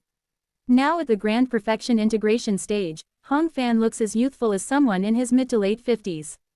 He no longer looks like an old man, but rather like a slightly aged middle-aged man. Yes, please ask, how is the interpretation of the flawless mantra coming along? For the past 20 years, I've entrusted Hong Fan with the interpretation of the flawless mantra. I believe it might be the key to breaking Kong Minhee's curse. Perhaps Kong Minhee's loss of rationality is because she obtained an immortal art like the flawless mantra from the underworld. It seemed that researching the flawless mantra is necessary to sever her curse, so I began interpreting it alongside Hong Fan for that purpose. But in the midst of interpreting the flawless mantra, Hong Fan started showing unusual reactions. Memory. It feels like I'm beginning to remember something. Memory. What kind of memory? Strangely, it feels like something from a past life. As for what this memory really is, it's unclear. Could it be that your past life was somehow related to the flawless mantra? I'm not certain, but I feel like I used to know a great deal about the flawless mantra. Whenever Hong Fan would look at the flawless mantra, he would clutch his head, saying that something from his past life seemed to resurface, so left the interpretation entirely to him, hoping to help him awaken those memories. After all, I can't fully comprehend an immortal art like the flawless mantra anyway with my level. It's probably better to leave it to Hong Fan, who claims to have known it in his past life. I feel like I'm on the verge of recalling something, but to be honest, it may take some time at this pace. Perhaps at this rate, it could even take thousands of years. Take your time, your memories may be even more important, so focus on recovering those as well. Ho, in truth, the only memories that are resurfacing are specifically related to the flawless mantra. No other memories come to mind. Is that so? Very well, then, just do as much as you can. After encouraging Hong Fan, I inform him of my own plans. Now, I must also begin my cultivation. As you roam throughout this star system, keep an eye out for anything suspicious approaching. Up until now, I have personally protected the entire star system with my main body. Just in case entering Nirvana true persons or others appeared, I needed to be prepared. Additionally, there are countless large rock fragments in the astral realm, so I've been using my main body to clear those that approach this star system to prevent Mengyun's star from being obliterated overnight. Now, Hong Fan will take over that role. As you command. Hong Fan immediately rises to the sky and heads toward the outskirts of the star system. After watching him for a moment, I sit in a lotus position. I inhale, drawing in heaven and earth's spiritual energy.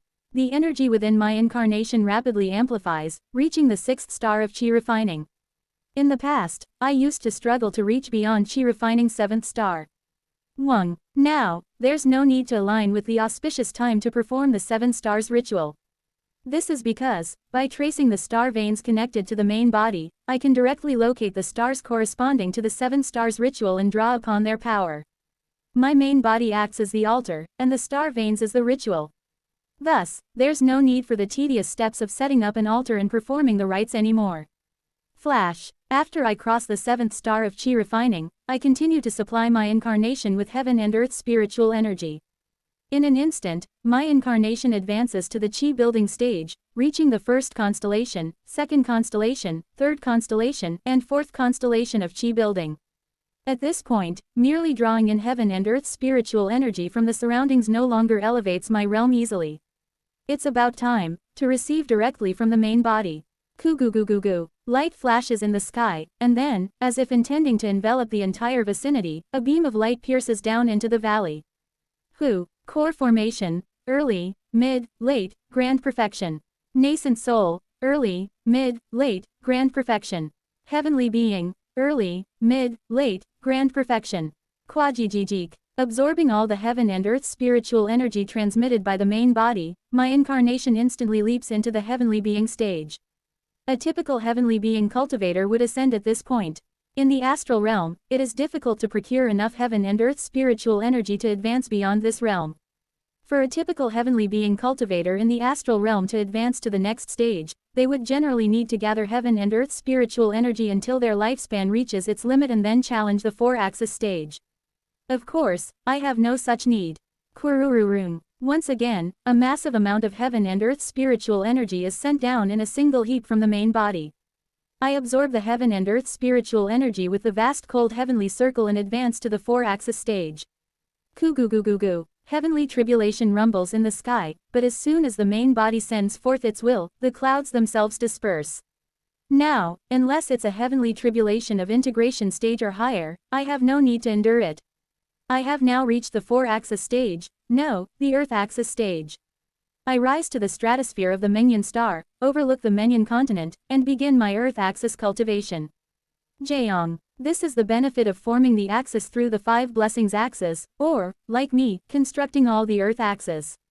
Within my main body, among the various energies that constitute the colorless sword mountain treading sea great star, the energies of the 5 blessings and 6 extremes axis and the 5 elements axis resonate with my will, flowing into the area created within my incarnation's nascent soul. Simultaneously, the axes of 5 blessings, 6 extremes, and 5 elements of my main body and incarnation resonate, further strengthening the connection between my main body and my incarnation. It's still not enough to call them true axes. It's still merely the seeds of the axis, with energy too weak to be considered genuine axes.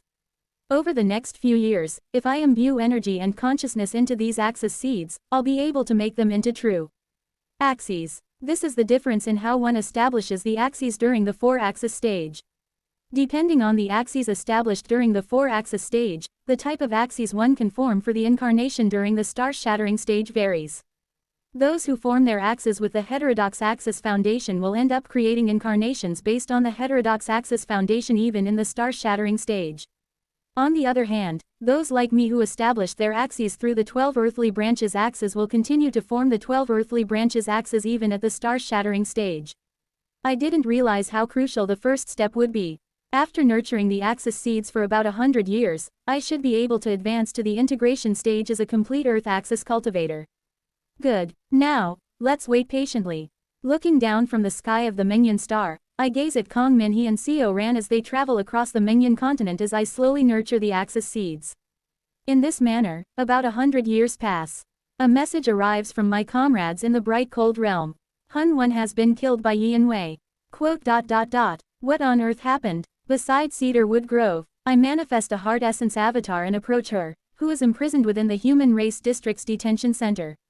She is not in the body of Yi and Jin, but instead inside a puppet seemingly crafted in her own appearance by Kim Yeon, her eyes gloomy as she meets mine. Hun Wen is dead. This means that an integration stage grand cultivator of the human race has died, and simultaneously, someone who seemed both to be and not to be Yin Wei's pillar of dependence has perished. And, it was Yin Wei herself who carried out the act. She rolls her eyes, looking at the guards behind me. I would like to speak alone. The guards glare at her, but I dismiss them with a gesture, then separate the surrounding space from the bright cold realm and ask. What on earth happened? No. More importantly, how did you, who lost all your cultivation through who knows what, manage to kill Hun Wen? I used Hun Wen's bloodline to trigger a curse that traces back through his ancestors. That curse met my own curse already within his body, amplifying and driving Hun Wen's condition to its worst. Then, I took advantage of that moment to lure him into a trap and activated the trap to kill him. When I told him that the Cheon Ra or Jaeon Ra woman he believed dead was still alive, he willingly followed me. Why did you kill him? I haven't finished explaining how I killed him yet. I gaze at Yin Wei, whose heart essence has fallen into confusion and panic, and ask with a bitter expression. All right, Continue. Despite everything, how could someone like me, stripped of all my cultivation, really be able to kill Hun Won? So I revealed the truth to him. A truth he absolutely could not deny. A truth, quote. Bloodline. No matter how much he feigned madness for tens of thousands of years, refusing to see the truth, bloodline cannot be hidden. A cruel smile spreads on Yi Wei's lips. Yi Jin is, in fact, a descendant of the child of Hun Won and me. Quote. Exclamation mark quote. There is a technique called long pregnancy overflowing the heavens Zhang Ren Dao Tian. It's a secret art of the tall tree race that I acquired while plundering resources from them before my engagement with Hun Won. It extends the usual gestation period of 10 months to 100 years, in exchange for transforming the child quality into the physique known as the long heaven body Zhang Tian GT. This physique absorbs heaven and earth's spiritual energy 100 times faster than that of other races. The only reason the tall tree race, whose only claim to fame is being descendants of sacred master Baek Woon, holds influence in the bright cold realm is because of this secret art. The smile hanging on her lips deepens. However, to me, it doesn't look like she's smiling. Rather, it looks like she's screaming. I wanted our child to reign over the bright cold realm. But Hun Won went mad, and in the process of fighting him, I ended up using all the spiritual energy required to activate long pregnancy overflowing the heavens that I had infused into the embryo. In the end, the child born after I reduced Hun Won's cultivation was just an ordinary child. I gave them the surname Yian, and the continuation of the bloodline in secret from Hun Won is the present Yian Jin. Quote. For 1,000 years before and after that period, I was the only one Hun Won was with. Perhaps because of this, when his memories became distorted, he believed he was only ever with the one named Qian Ra. He forgot about his relationship with me. So, I revealed Yian Jin's bloodline to him, making him remember who he truly had been with back then, in a way he could not deny. The panic in her eyes grows even more intense. Isn't it astonishing? That Hun Won, the honorable one who couldn't recover no matter how he was treated, only then did he come to his senses. Only then did he realize that something was wrong. Drip, drip, drip, something falls from her eyes. Despite being a puppet body, her consciousness, laden with the intent of sorrow, resonates with the heaven and earth spiritual energy around her, causing blue spiritual energy to flow from the puppet's eyes. And then, he asked me to kill him. He said his entire life had been a marionette puppet show. He begged to be set free, and flew into the Dharma treasure I held, impaling himself and taking his own life. Quote. I only meant to deal a final blow to Hun Won before I died myself. But somehow, it ended with him committing suicide. I reported to the Grand Cultivator Association that I killed him. To them, Hun Won was tormented by me until the end and then killed. The Pengali Place Lord pitifully taking his own life. I didn't want to say that. Quote. She looks up at me with gloomy eyes. Quote. But I can tell Lord Divine Spirit, right? Isn't that right, oh Divine Spirit, who tramples on all our hopes and toys with us? She glares at me, growling with a voice that seems to boil from her very guts. It seems Lord Divine Spirit isn't aware of the wonders that the Golden Divine performed. In truth, at Shattered Heaven Peak, there is an immortal art that can pinpoint the location of disciples of the Golden Divine Heavenly Thunder sect and confirm their state of fate. It was kept secret even from the Divine Spirit and hidden until the very end, but it seems Lord Divine Spirit didn't know that. I let out a low groan in response to her words. Where is Myung-hoon right now? And why did you cast him somewhere to leave him with a fate status of being tortured until his personality collapses, while you're cultivating in the astral realm as if in seclusion? It's almost as if Boo-doo-doo-dook. Yian Wei's fingers scrape across the prison floor. After taking spiritual medicine, you're digesting it. Isn't that right? Yian Wei grits her teeth and glares up at me. Just how much do you need to toy with us to be satisfied? Just how much? Please tell me, where has our founder's reincarnation, the hope of the great Golden Divine Heavenly Thunder sect, Jaeon Myung-hoon, gone? Heavenly King Heavenly Domain. Inside the Palace of Radiance. At its center, beneath the seat of light, 8 colossal giants of light appear. Did you feel it? Indeed. All of them simultaneously look somewhere with grave expressions. The great mountain supreme deity Ra Qian, Luo Tian, has, in the Heavenly King Heavenly Domain's time, at the time of Gi, vanished.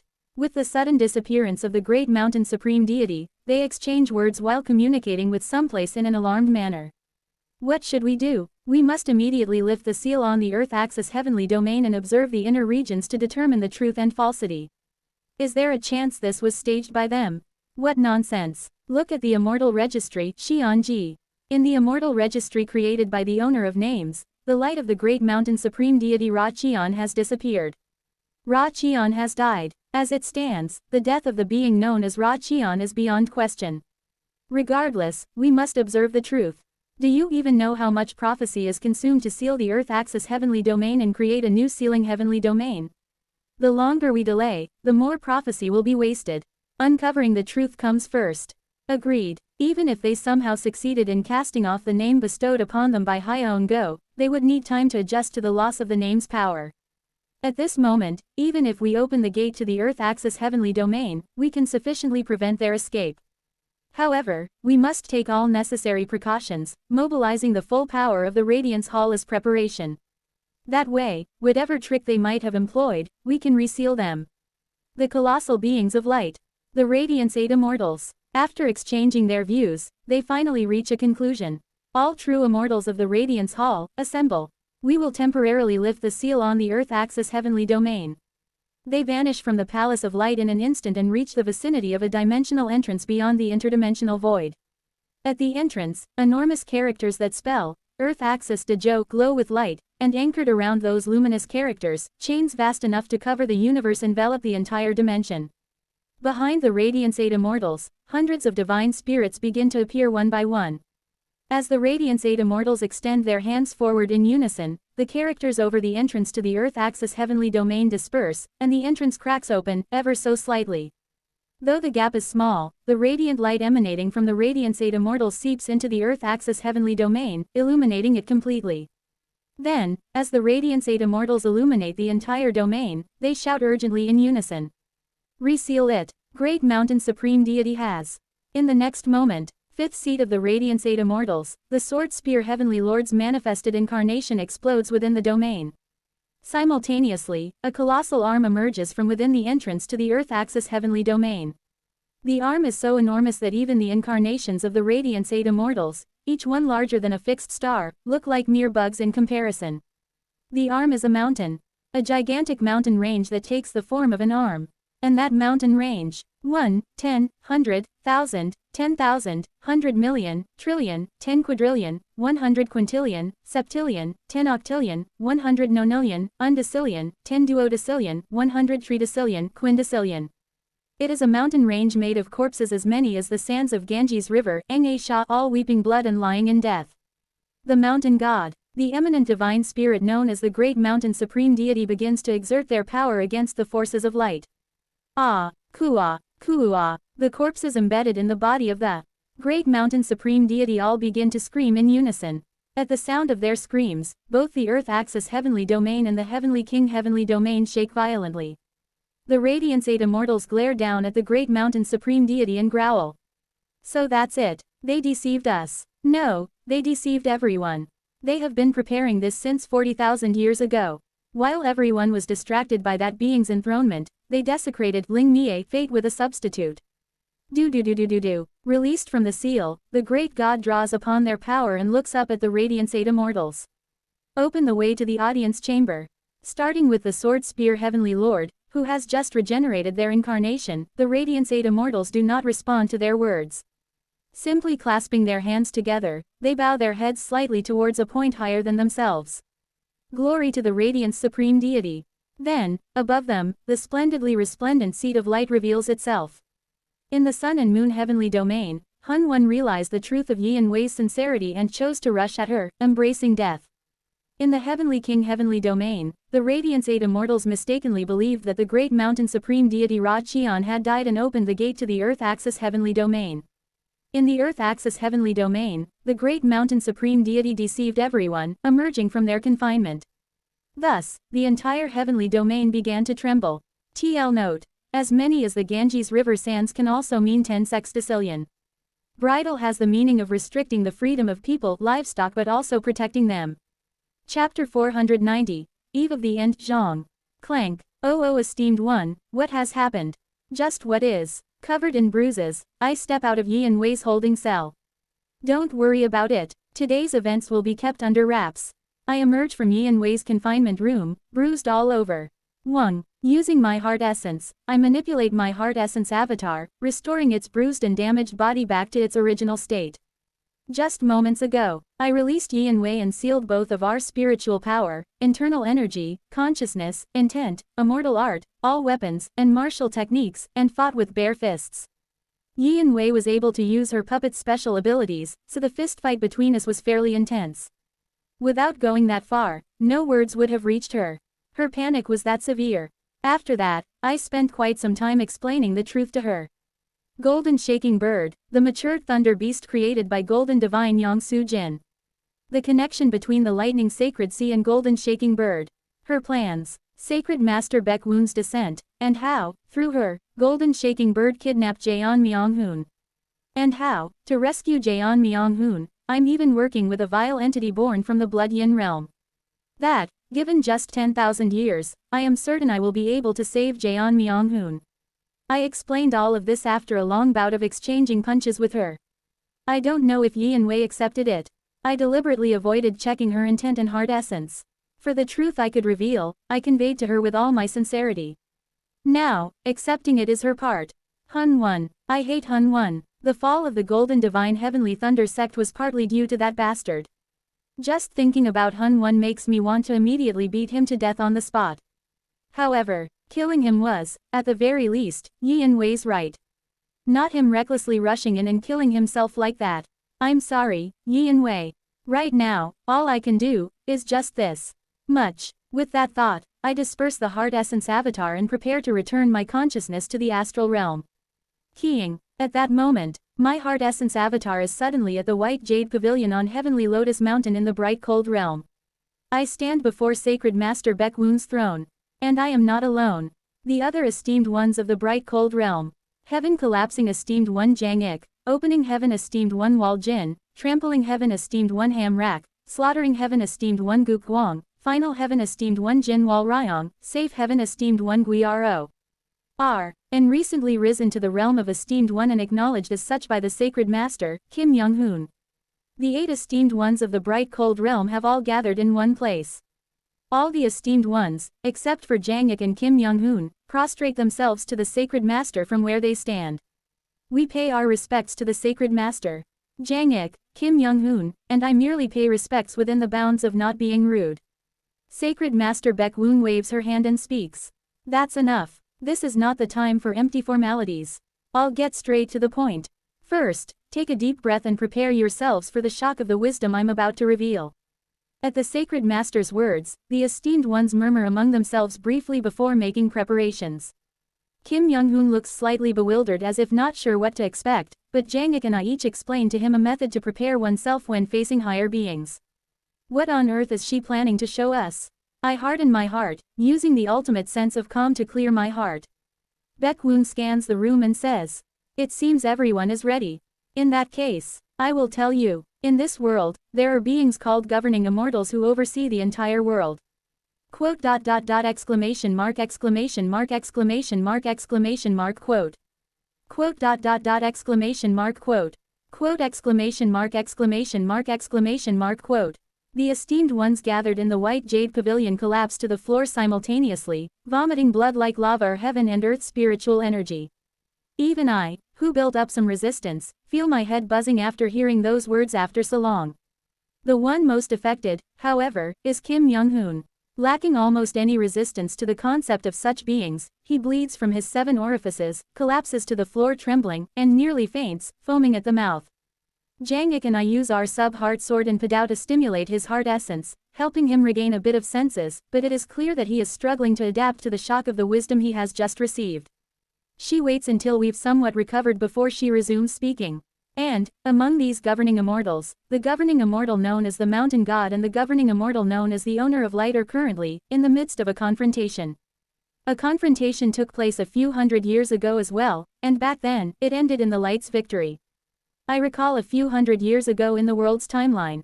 Around the 19th cycle of my regression, when, the world's light dimmed for a moment, and the mountain's, spirit veins trembled for a moment. So that's it. Then, the reason such a phenomenon occurred across the entire world back then, was because the great mountain supreme deity clashed with the light. At that moment, quote, exclamation mark, quote. This is, my heavens, what on earth is happening? It is currently daytime, and yet, suddenly, the light across the entire world dims. The sun loses its light, and a sky full of stars appears above. It doesn't end there. The stars in the sky, too, suddenly begin to lose their light. Along with this, the spirit vein of the heavenly lotus great mountain where we stand begins to rampage wildly, shaking violently. Earthquakes spread across the entire bright cold realm. Volcanoes erupt in various places, and anything in the form of piled earth either collapses or begins to shake. Heavenly Lotus Great Mountain nearly crumbles as well, but with Baekwoon and all of us exerting our strength, we manage to keep the mountain stable. And a little while later, the strange phenomenon from moments ago fades away, and the sky returns to its normal daylight state. The trembling of the mountain ceases as well. But I can feel it. The mountain's spirit vein has weakened, and the light of the sky remains dim. Slaughtering Heaven esteemed one Guk Guang asks in a hopeful voice. It seems light has returned. Then, doesn't that mean that mountain or whatever has been defeated? Has it been sealed away again like a few hundred years ago? It appears that Guk Guang, having heard much from Sacred Master Baekwoon, seems to know quite a bit. The other esteemed ones show expressions of joy at the words, but I feel a sense of unease. That great mountain supreme deity got sealed away this easily. The nightmare of that time still lingers in my mind. When they, with just a single phenomena extinguishing mantra, compressed the entire universe to annihilation using a mere projection, not even their main body. It makes no sense. The light is still weakened, and the mountain spirit vein is also weakened. Could it be, cautiously, I voice my speculation. Could it be, that the two gods are still fighting? Both the light and the mountain's energy seem to be a bit weak. At my conjecture, Guk Guang retorts angrily. You faithless wretch, you dare doubt the great light. And yet you are the light's devote. Silence. Baekwoon speaks, her expression tense. At her words, Guk Guang clamps their mouth shut, and all the esteemed ones focus their attention on Baekwoon. Baekwoon seems to be observing something, gazing intently at the sky. I've heard that Sacred Master's foresight, by drawing on the power of the middle realm itself, can be comparable to that of a true immortal, but it seems she might be directly observing the battlefield of the deities beyond the sun and moon heavenly domain. Even if it's not to that extent, she might be able to calculate the celestial energy with the middle realm's power and read the situation on the battlefield. Just what is happening right now in the other heavenly domains. It's when we are all gripped with anxiety. Tremble, tremble, tremble, tremble, tremble, tremble, tremble, tremble, tremble.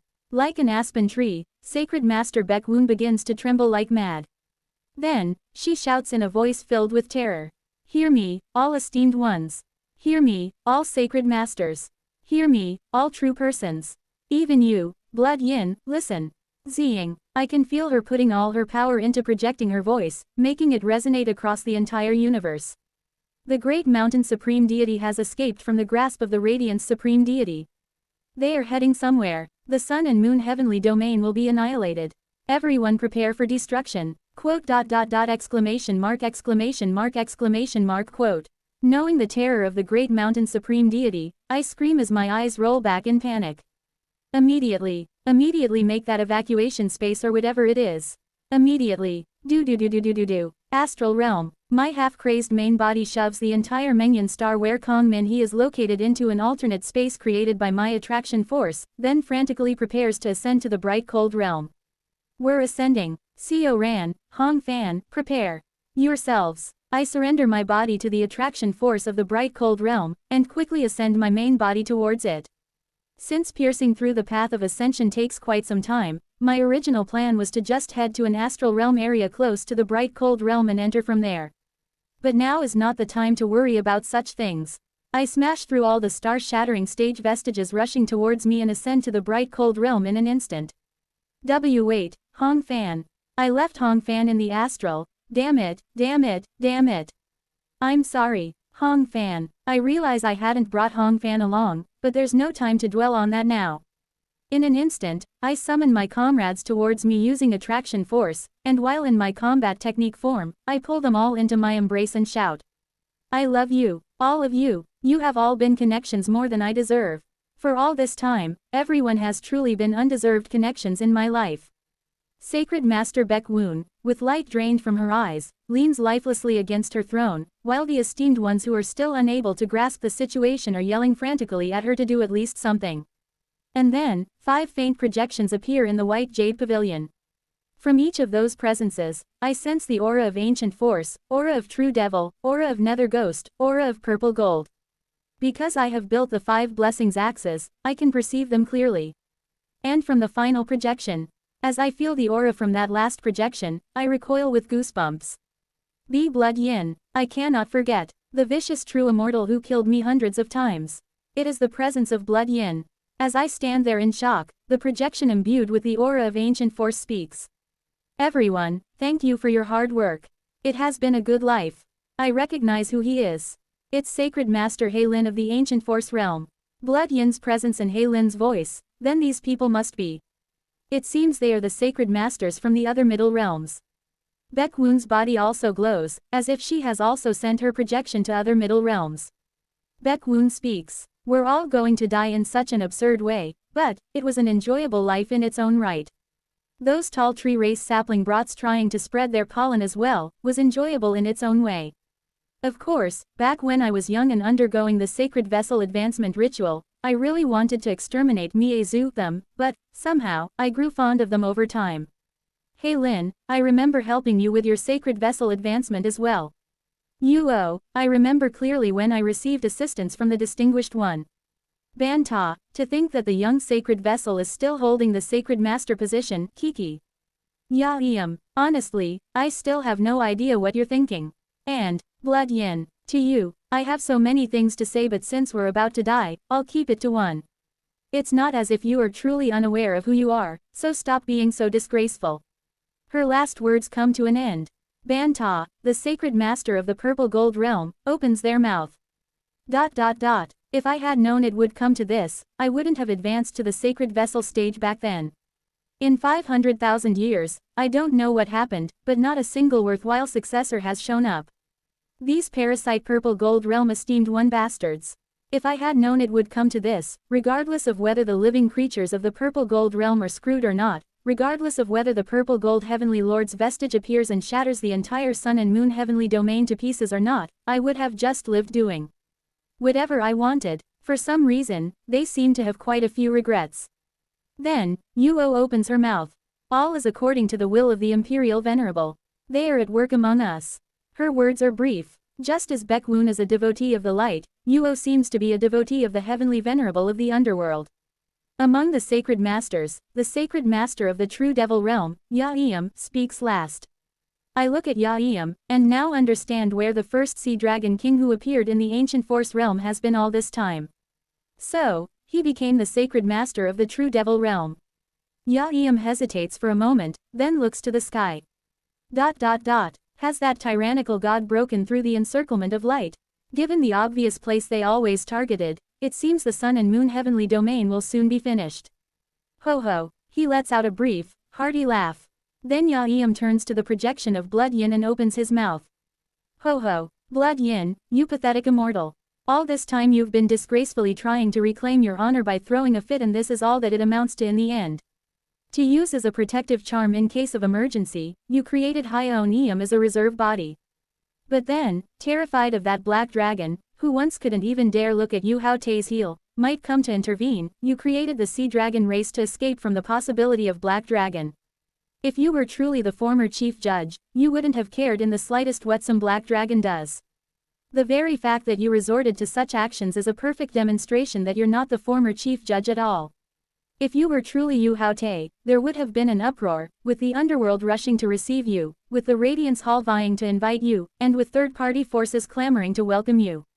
Doesn't this prove just how utterly moronic your conduct is? Please stop wallowing in the delusion of past glory and take a good look at reality.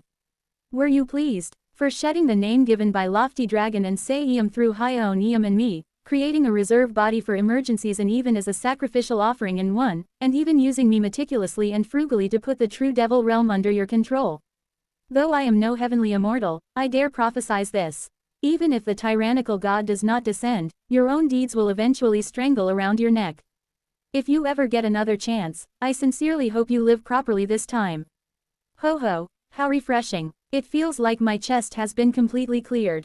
Ho ho. At the words of the true devil realm's sacred Mater Yaeum, the other sacred masters, the esteemed ones of the bright cold realm, Baek Woon, and myself.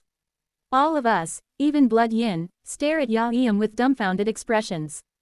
Yaeum, that guy, wasn't he supposed to be just a fragment or puppet of Blood Yin? Who would have thought he held such a deep-seated resentment against Blood Yin, who is practically the main body? Then, Blood Yin's projection opens its mouth. I only wanted to witness the Imperial Venerable's workings once again, from that right-hand seat. That was all. They, too, seem to have much more to say, but after speaking plainly, they simply dispel their projection and vanish from the hall. In my incarnation, I bid my final farewells to the other esteemed ones inside the White Jade Pavilion, and in my main body, I tightly embrace my comrades and tell them I love them without restraint. Thus, the great mountain supreme deity descends. And the sun and moon heavenly domain meets its end. Or so I thought. Sacred Master Baek Woon. What? Pardon me for asking, but, when exactly are we supposed to be annihilated? Baek Woon, seeming slightly flustered, reads the celestial energy. The celestial energy is too disrupted by the battlefield of the gods to read any further. Even I do not know. Just why, is the sun and moon heavenly domain not being annihilated? After trying for a while to read the celestial energy, Baek Woon lets out a deep sigh and speaks. For now, there's nothing more I can discern. In a few days, the gods I serve will provide a response. At that time, I'll submit a detailed inquiry and deliver their answer. At those words, I and the esteemed ones around me let out a sigh of relief. At the very least, Sacred Master Baek Woon's statement of a few days could be taken as a certified time frame. The interdimensional void between the Heavenly King heavenly domain and the Earth axis heavenly domain. There, traces of a colossal battle remain. The bodies of countless divine spirits are shattered, drifting in pieces throughout the interdimensional void, and the Radiance 8 immortals at the center are trembling, flickering as though they might extinguish at any moment. The seat of light that was once above them is nowhere to be seen. The Radiance 8 immortals are all trembling, as if humiliated. Cunning one, to feign directly entering the audience chamber, only to sharply change course. We had no idea their hidden power was this much. Weren't they nearly comparable to Prime Vast Cold, Obsidian, and Silver Basket? There's no need for concern. Unlike those monsters, that one's power is consumable. Indeed, the more they expend that corpse mountain blood sea they accumulated, the more their strength will wane unless they have a stronger sacrifice. Such are the limits of the devil god's power. When the time comes, we'll capture them. After facing us, there's no way they'll be able to immediately find a powerful sacrifice. Let us wait for the right moment. It is then, a messenger from the Radiance Hall comes rushing towards them. A true person, in the form of a bird, swiftly flies over and delivers urgent news. O great gods! The tyrannical mountain has appeared in the Horseear heavenly domain. They are making contact with the heavenly punishment supreme deity. Upon hearing this, the Radiance 8 immortals tremble as if struck by lightning, and release a furious roar. .. Exclamation mark. Their rage-filled shout seems to reverberate across the entire 3,000 great thousand worlds. Prison of the heavenly punishment supreme deity. The imprisonment dimension, Horseear heavenly domain, Ma-er-tnu. In front of the heavenly domain that appears as a prison made of light, a colossal great mountain that seems to crush the entire universe appears. The great mountain seems to be communicating with the entity inside the Horseear heavenly domain. Cosmic voices and signals seem to pass back and forth between the inside and outside of the heavenly domain. After a moment, the domineering great mountain bellows in anger. Defeatedewillyourdecaybyellydecaybenal. Then, a reply comes from within the Horseear heavenly domain.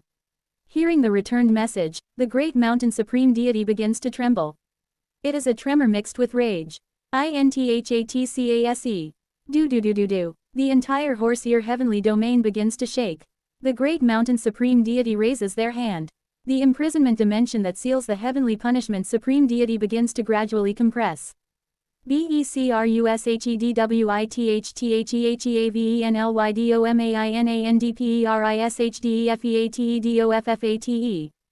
Do. Along with the heavenly punishment supreme deity, the entire Horseear heavenly domain begins to crumple and be destroyed. Then, before that great mountain, a white-haired woman appears. This woman, whose face cannot be seen, is dressed neatly and wears flower-patterned shoes. She bows to the great mountain supreme deity and speaks. Arrogant and savage tyrant, my lord will not come to an end. As if the words of a bug aren't even worth hearing, the great mountain supreme deity pays her no mind, focusing entirely on obliterating the owner of heavenly punishment along with the entire dimension. Their dream has already been passed on. Their prophecy will never end. They will not be devoured as a defeated one, like your master. In the next moment, the white-haired woman, Zhengli, is torn limb from limb. As if thoroughly crushing a bug to death, she is tortured before the great mountain supreme deity, repeatedly dying and resurrecting by the 100 millions, until finally, her entire body is shredded into pieces. Quadudududuke. And at last, having compressed the entire horse-ear heavenly domain, the great mountain supreme deity swallows the compacted heavenly domain. Boong. Kua. Hua. Uuugh. Quadruple A arg. From the mountain of corpses beneath them, lava-like blood tears burst forth, accompanied by the most agonizing screams ever heard. At the same time, dark red lightning seems to seethe and overflow around the great mountain. The great mountain supreme deity looks down upon the entirety of Mount Sumeru with an air of indifference and begins to draw forth their power. Shallwebeginthetsupremedeityhunt. The fate of the entire 3,000 great thousand worlds begins to shake.